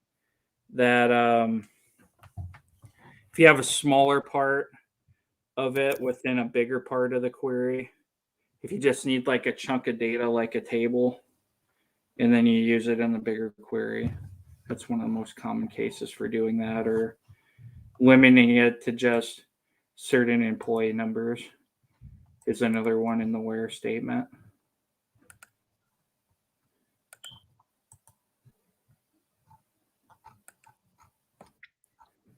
So I believe those should help. I still feel like the subquery part's a lot. Does anybody have any questions?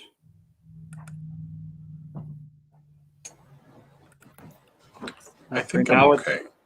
It's something that we could possibly revisit as we go through the class here too. And just let me know. Okay. All right, let's work on these exercises. All right. So, like I say, I've been saying in class, SQL's a very kind of like language spoke. I consider it to be intuitive. It gets conceptually difficult sometimes when you talk about queries and subqueries or joins, but I think the more practice you get at it, the more intuitive it gets. And it's very much like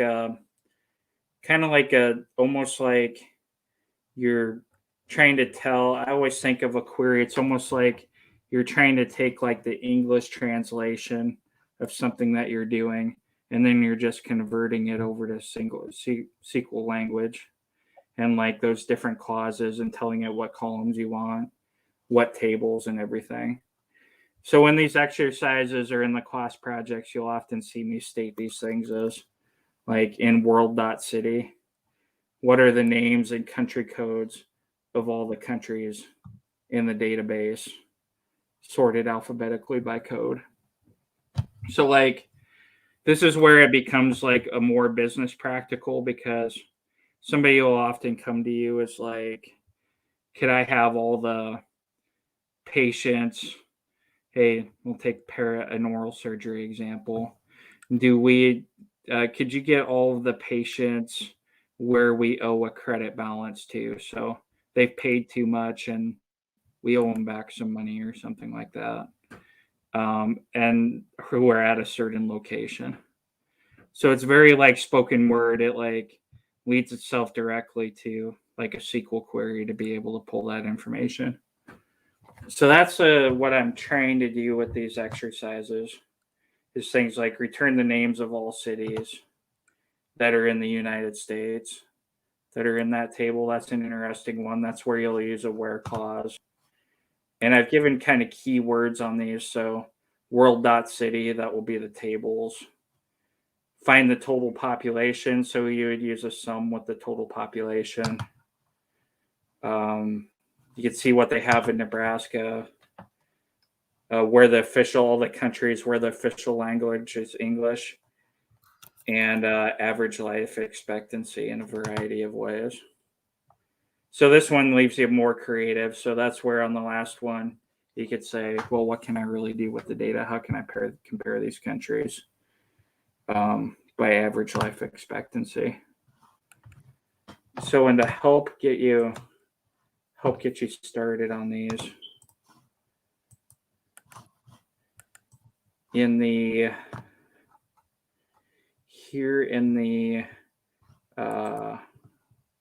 here's an examples. There should be a class 2 exercises queries, and you can open that the same way as you did. You can either copy and paste, or you can download the file and open it like we did with the subqueries.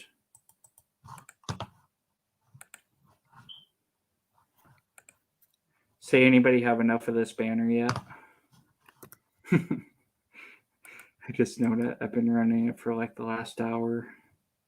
Here we go. What was that question?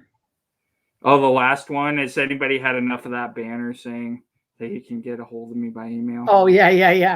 Like the last hour. I was ignoring it. I know I kind of blanked it out there for a while. Then it's been on for like the last hour. All right. You can copy and paste. This one's a lot shorter than the other one. Control C, or just download And the this file. was in the, is this what folder was that in? Examples? Yeah. Class 2 exercise. Okay. So you could copy this and you could create a new tab and then copy this in.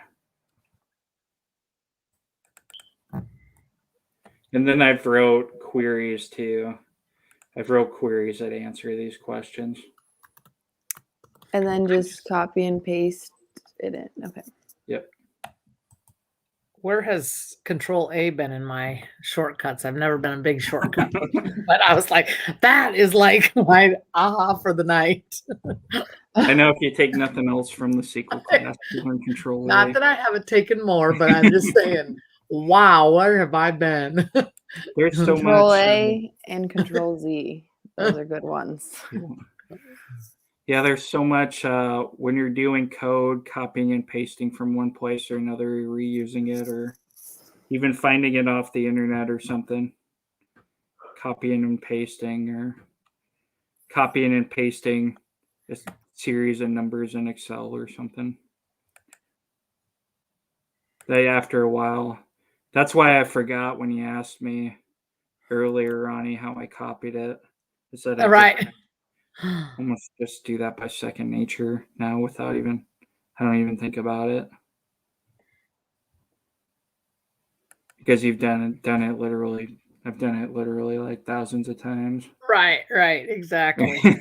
I mean, I've done the Control C and the Control V, but I've not done the Control A. And I have, just not had the.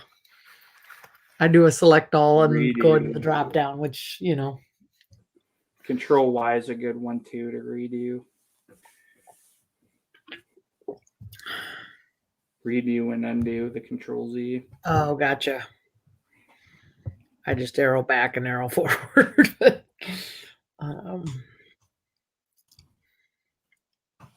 So now this thing is working. So if I select one of these queries,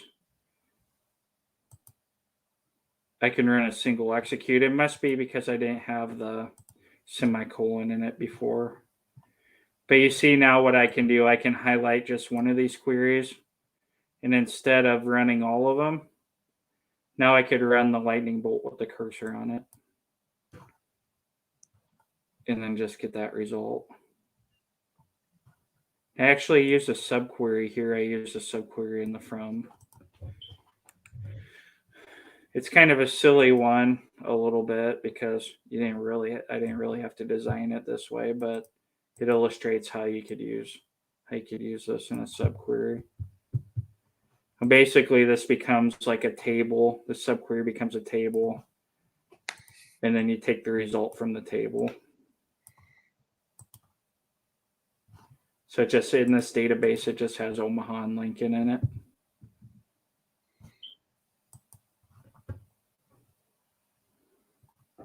In that world.city.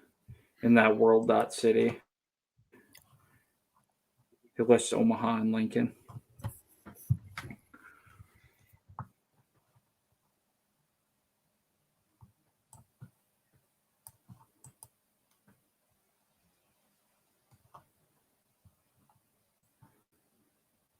How's everybody after the first 2 lectures? How does everybody feel about these queries? Does it make sense?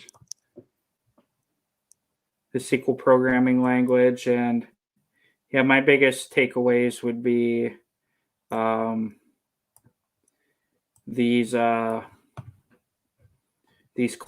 different how you use the different clauses, and then you're grabbing fields from this table. You're limiting the results and ordering them, or you're doing some type of column function on them. So you're summing the population. So if you actually did something like, let's see here, world.city.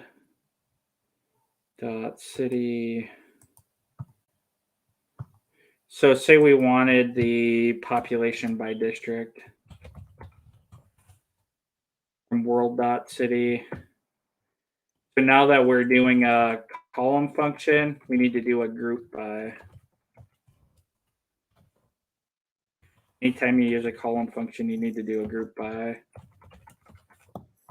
Group by, not distinct, group by district.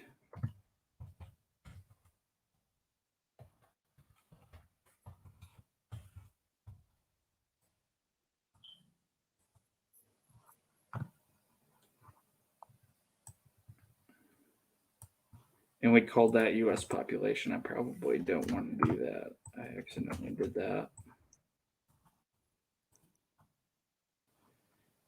And then they have all these districts in the USA. I guess in the USA, they just call the district states. But in some countries, states it's like districts, like it would be in Mexico or something. They're kind of like states, but they're like districts too. District or state in the country. But you notice it's not the full population in Nebraska. It would really be the population of the records that are in Nebraska, so Omaha and Lincoln.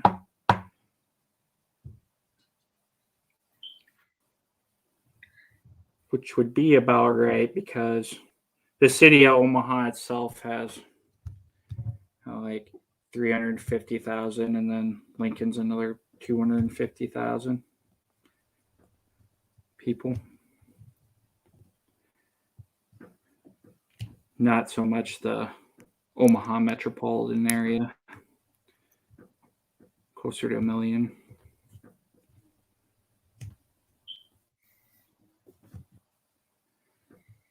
These queries make sense to everyone. It's kind of a review of what we've covered in class so far. I'm open to any questions, and feel free with playing around with these and changing values. One thing you might find useful is just to open up this world.city table. If you right click and do select the rows, limit 1000, you can really see like what's in this table.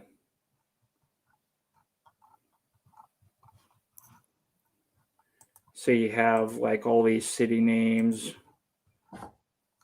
in the country and districts, so that you can go back here and you can say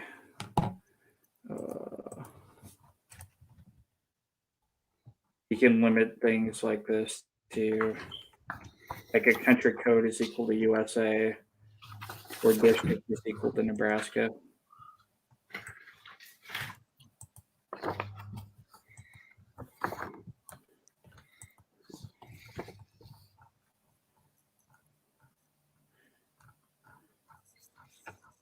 Or if you're adventurous, you could do the countries table, and it has quite a bit more rich information. So say, here's one. You could do something like select.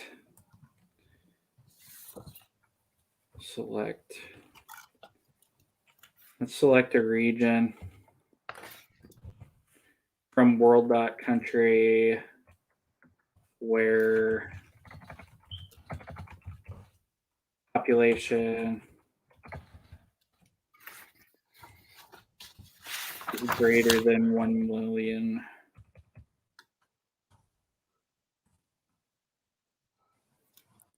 Oops, that's not going to tell us a lot though. Select star, let's just select all the records for now.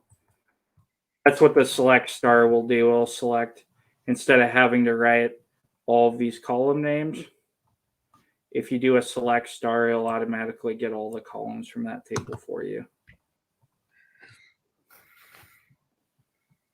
And here are all of them.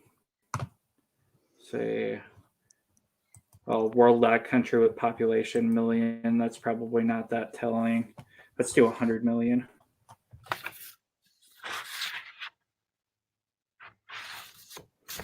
There we go. So United States is obviously one with,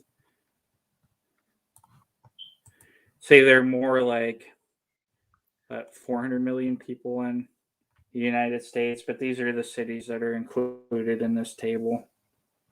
But you have Russia. I didn't realize Pakistan had that many people. 100 million. And again, that select star gives you the column names, right? Yeah, it gives you all of the columns. So it's nice to do that shorthanded so you don't have to type every single column name.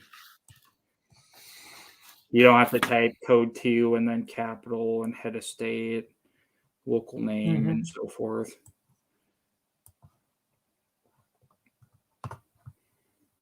What do we have for surface area here?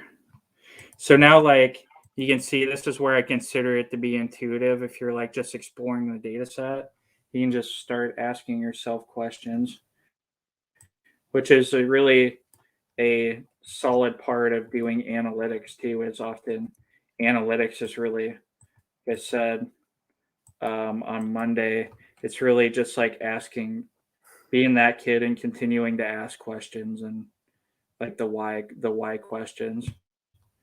And SQL is like one of the tools that can help you really like find the data to help you answer those questions. I almost think of it as like searching for data too, like a Google search. You're kind of like searching the database for some of these answers. So, all right, so we know the surface area of the United States is this amount. So I'd say, what are all the countries that are the same size or bigger than the United States? Not that many, right? Canada, China, Russia. Consider Antarctica be a country. Kind of like a country, a continent, a country of one.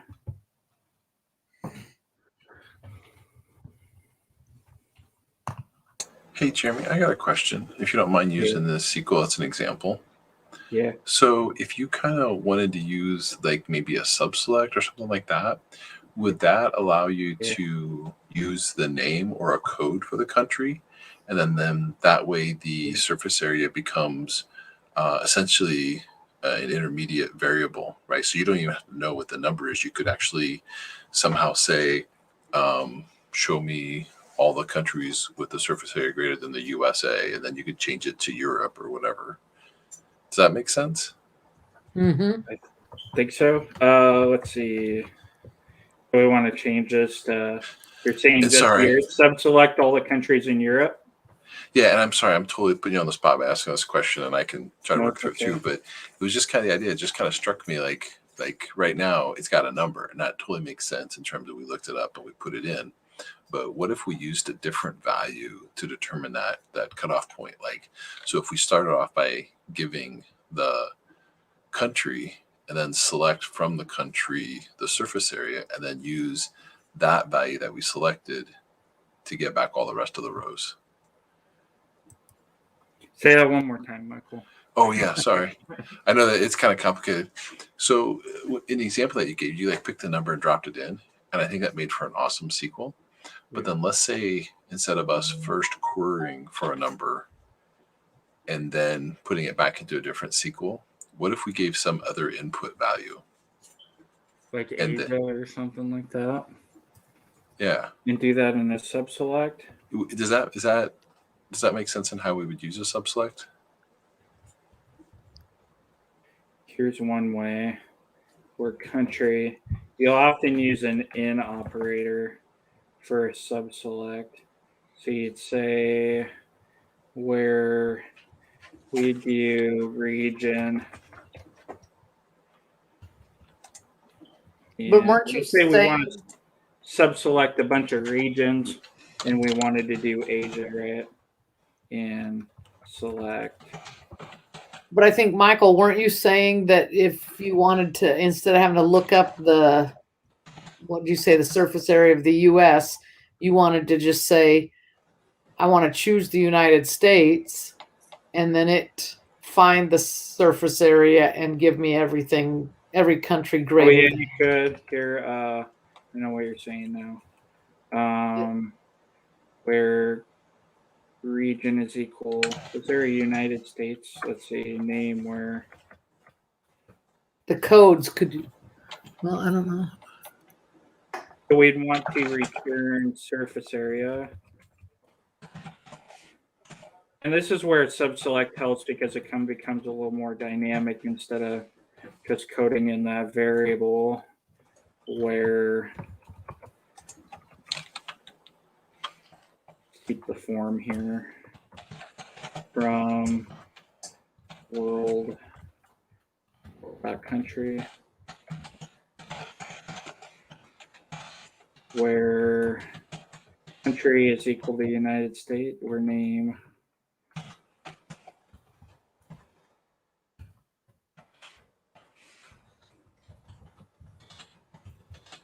Okay. So this is a good example. So this subquery, this inner query is a subset of the data, right? I need to get that query right. Let's see, select surface area. What did I do wrong here? Select this. Jeremy, I'm just guessing. I think where you have region, yeah. And then do you want to change region to surface? Yeah. Yes.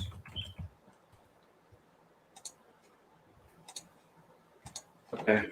So here's a good example. Thank you, Michael, for this one.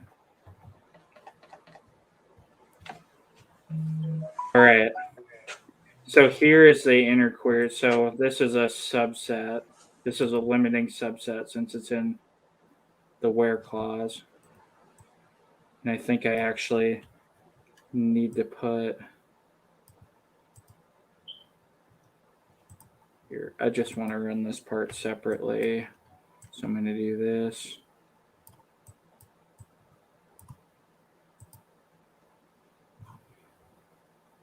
Where name is equal dot country. That wasn't quite right. Hold on. Michael, I was waiting for you to ask a question, though, based on your analysis of the data. Right. Because I can't see that data the way you can yet, but I get what you're trying to then ask it to do to be a little more. Here we go. And I'm not totally there yet, so I'm glad Jeremy's guiding us through. Right, exactly. So yeah, the inner query will get you the surface area of the United States, right? So the inner query, this is a limiting condition in the where statement. So it's going to return a single value. It's going to return this value of, what is that, 9 million? And then it's going to, the outer query is going to take the whole world.country table and compare this surface area to like that 9.3 million. So I believe we designed that correctly, and then you get the same results as we did when we just coded the number in, right?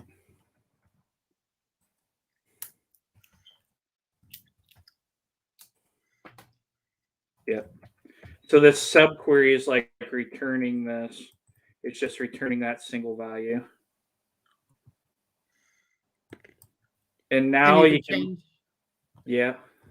you could change that United States to any other country then quickly without having to go look at the number, right? Yep. Let's say where it is bigger than Mexico.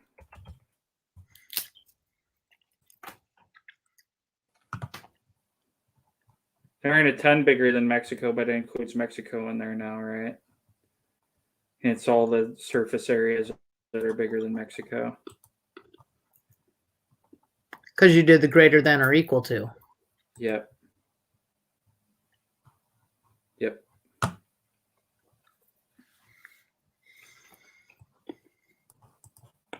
See, that's a good one. I should save that. And the subqueries. We could throw it in our examples there so we have it saved in the Google Drive. Yep. Put it in subqueries and then put it in.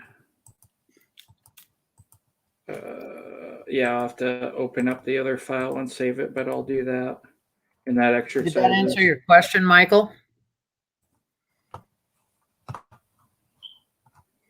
Sorry, it just took me a second to get off mute. Yeah, no, I think that was good, and I think it's great. Maura, I don't know what you thought, but I thought that was, it just sort of struck me. So I'm like, oh, that could be kind of cool. Right. Yes, I'm still definitely in the connecting, the lecture stuff with the exercise stuff where I'm just kind of getting processes and structure and stuff kind of clicking in my head before I can totally go on like the conceptual analysis like of the data. Yeah, that's why Right. I'm early. I'm very new. So I always wonder if that subqueries one could be better in another spot in the class. I think maybe it could.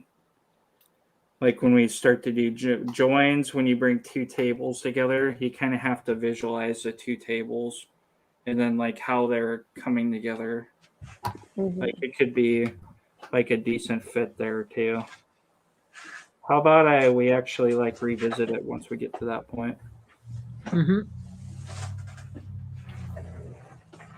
I feel like subqueries might be kind of hard when you're just trying to learn the basics. And it's not, as you can tell, it's not like the easiest thing to explain either. Yeah, I think this last example that we ran, I mean, it wasn't anything super complex, but I kind of had a slight aha moment, Yeah. From how it works. And that was a good example to kind of connect the dots for sure. Yep. Well, and my aha is I was waiting for Michael to ask it because I knew he would have something in his head that would prompt something, but I could not always hear Michael's questions to Jonathan when we were in face to face, where with the microphone, I can hear really clearly. And so having it answered, but I was just waiting, like, I know Michael's got to have a question there because he sees it better than where you and I are at, Mara. Yes. Yeah, he can look at the format and structure as well as Right. getting into the data. Right. I'm not quite there on the 2-part. I'm with you, but No. if educational, I can grasp it a little easier than, So I was trying to be kind of quiet too to make sure that there's plenty of space for both of you to ask questions too. But I don't know. I mean, Jeremy, I mean, your thoughts too. I mean, do you just want us to be more conversational and kind of raising our hands more, or do you want to like, keep with what the outline is? I'm just talking. I try to keep with the outline just to make sure personally I get through everything. I I know myself and I can stray off track a little bit and not get everything covered. But now with the open session, working session here, it's all about being interactive and working on these exercises and then working together on them to figure it out. So Yeah, one of my the things- questions Go usually ahead. start. Oh, I was just gonna say, like, questions start formulating in my brain once I start kind of when it starts clicking and I'm under, and I get the structure. It's kind of more just practice for me to have more questions to kind of formulate. Thinking of that for some extra practice, do you mind in the last couple minutes if I go through the class project really fast? For sure. Mhm. It actually give you a little bit more that you could practice here. It's in at least the first milestones in really like a similar format to these exercises. As you can see with the class project, you're writing queries to answer some of these. So let me give you background on the class project, the idea behind it. So I talk about making these things really practical as far as like what you might encounter in a business scenario. So I invented kind of a business scenario, real life scenario where you'd apply each one of these topics that we cover to a class project, and the class project builds on itself as it goes through. Exactly what I'm saying, just utilizing all the knowledge you gained in this course, like what you might see in a business environment. Now, this is just a personal philosophy of like how I like to go about solving a problem. So, understanding the business problem, data, preparing, building the model would be like your query. And then, usually, this, as you see in analytics, usually you ask one question, it continues the feedback. I have some project milestones here, but it's more about, the business question. Like some of the things the business will ask you it in a form that's like more about like in sometimes an open-ended, but they're more interested in like the spoken word as opposed to the sequel. And here's some example business questions they might ask. Like how many people are seeing our ads? What are our conversion rates? How much does it cost to make our product and so forth? So I put together a class project. I thought it's kind of a fun one. So I was thinking it's like your senior leadership comes to you at a video game company asking you like, they like all the CEOs and all the executives are storming out of a meeting and thinking the new Barbie adventure game is a great idea. But somebody's like, maybe, is that really that great idea? So this happens all the time in business. And then they come to the analyst and they say, like, hey, can you take a look at this? Can you support some of this claim with actual like information instead of gut feeling? And so the background is like in this project, it's kind of like a fictionalized but could really happen scenario that the chief operating officer comes to you with a project which involves getting some historical data but also gathering some data, and we have some console data and video game data in the for this project that we'll import and use and create queries with and everything. And then the final product is creating a dashboard. So if we have enough time here at the end, we'll try to do that. We'll create a Power BI dashboard with our results that we could show the executive team to answer these questions.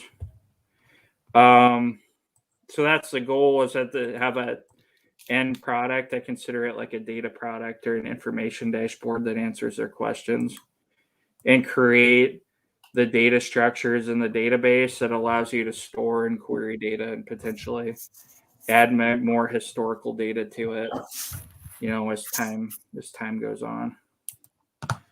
All right. So that's a background. So the first milestone is using querying the data and understanding it, getting the relevant information. And then there are just a series of questions to answer here. And all of this right now is stored in the class project database in the console games. Table. So you should be able to answer all of these questions just based on this data set. Think of this as like an existing data set that the company already had, that you could go answer some of their questions. And then at the end, it's really about, like, based on this information, what type of game would you recommend to management? Or maybe you'd say, I've done my research and this way looks good, but maybe we really need some additional data or information to go with it. Does the project make sense? Mm-hmm. Yeah. And I like the project that you came up with. Yeah, there are a couple of gamers in the class and they thought it was a good idea. He gave me some inspiration for it. We're like, can we do something fun? I think related to video games. So actually the cohort 7 might have been the first cohort I tried this with. I think there are a couple people in there. What was his name? I can't remember his name. I can see his face right off the top of my head, but he was just really excited about the project. They got him pumped up about it, and he did the whole thing too. Chase was his name. Oh yeah, I remember Chase. Mm-hmm. Yeah, and there are a couple of people who liked it too. But a real life scenario, thinking of like you're at a video game company and executive board is congratulating themselves already before they even have data. So it happens. And then you go and gut check it and start to ask these questions.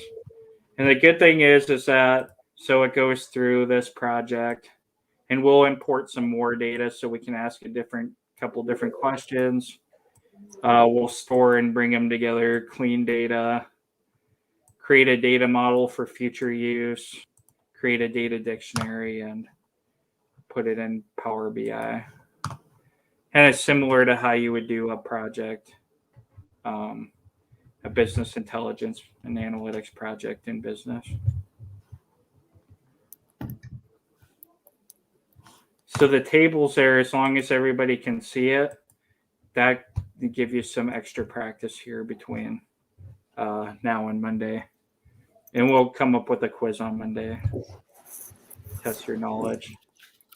In the meantime, I think I'm going to take this subquery. I'll take this subquery and reintroduce it in one of our other lectures too, to see if it fits a little bit better there. Coming down the road here, once we get a hang of the fundamentals. I was going to add subqueries. I was going to add that subquery to the subquery examples. Was there anything else that the rest of this group needed me to do? Any updates?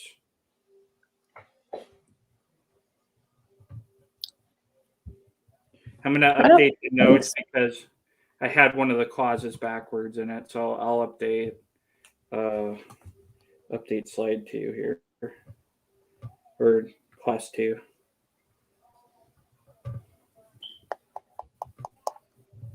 Am I forgetting anything? I don't think so. Okay. And everybody knows where kind of the existing resources are at. There, I believe if you needed a sneak peek, if you got stuck on this one, that I have some answers for this project also, because last time I did this, I put all this together alongside the class. So milestone 2, business understanding.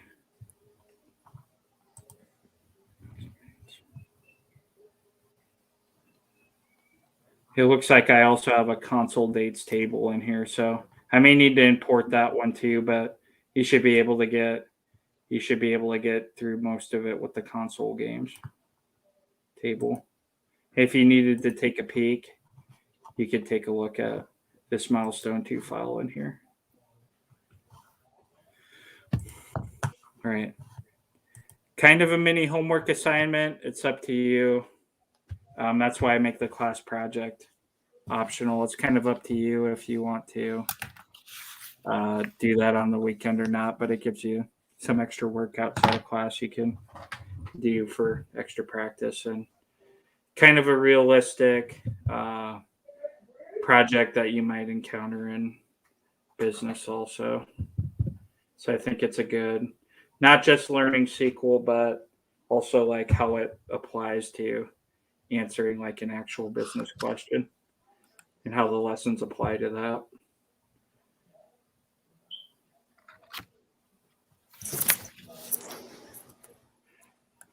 All right.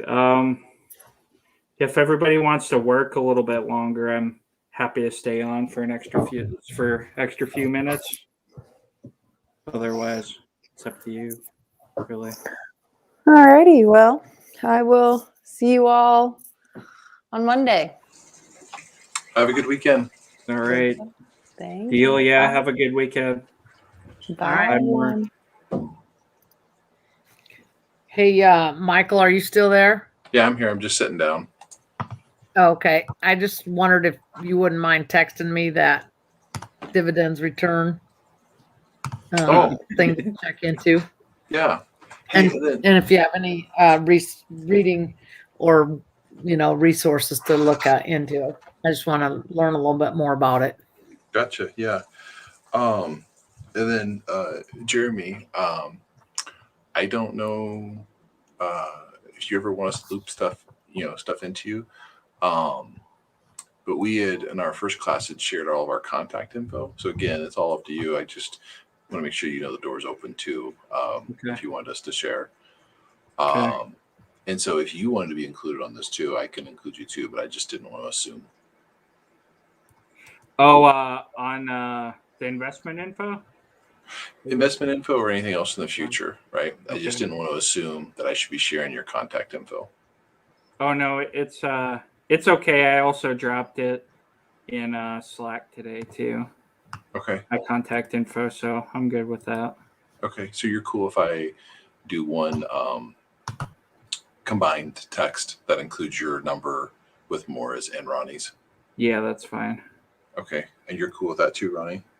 Yes. All right. I should have asked Maura before she left, but I think she's cool with that. Okay. Yeah. So just quickly answer your question, Ronnie. I just happened to come across it. Oh, I'm sorry. Go ahead. Oh, Jeremy. Michael, mind if I end the I just forgot to end the lecture here. Yeah. By all means, totally do. Hold on 1 second. Yeah. All right. Chill. This ends the broadcast for Omaha Data Science Academy for the data manipulation class 2, writing queries. We will see you next time for class 3, extracting and storing data. Bye.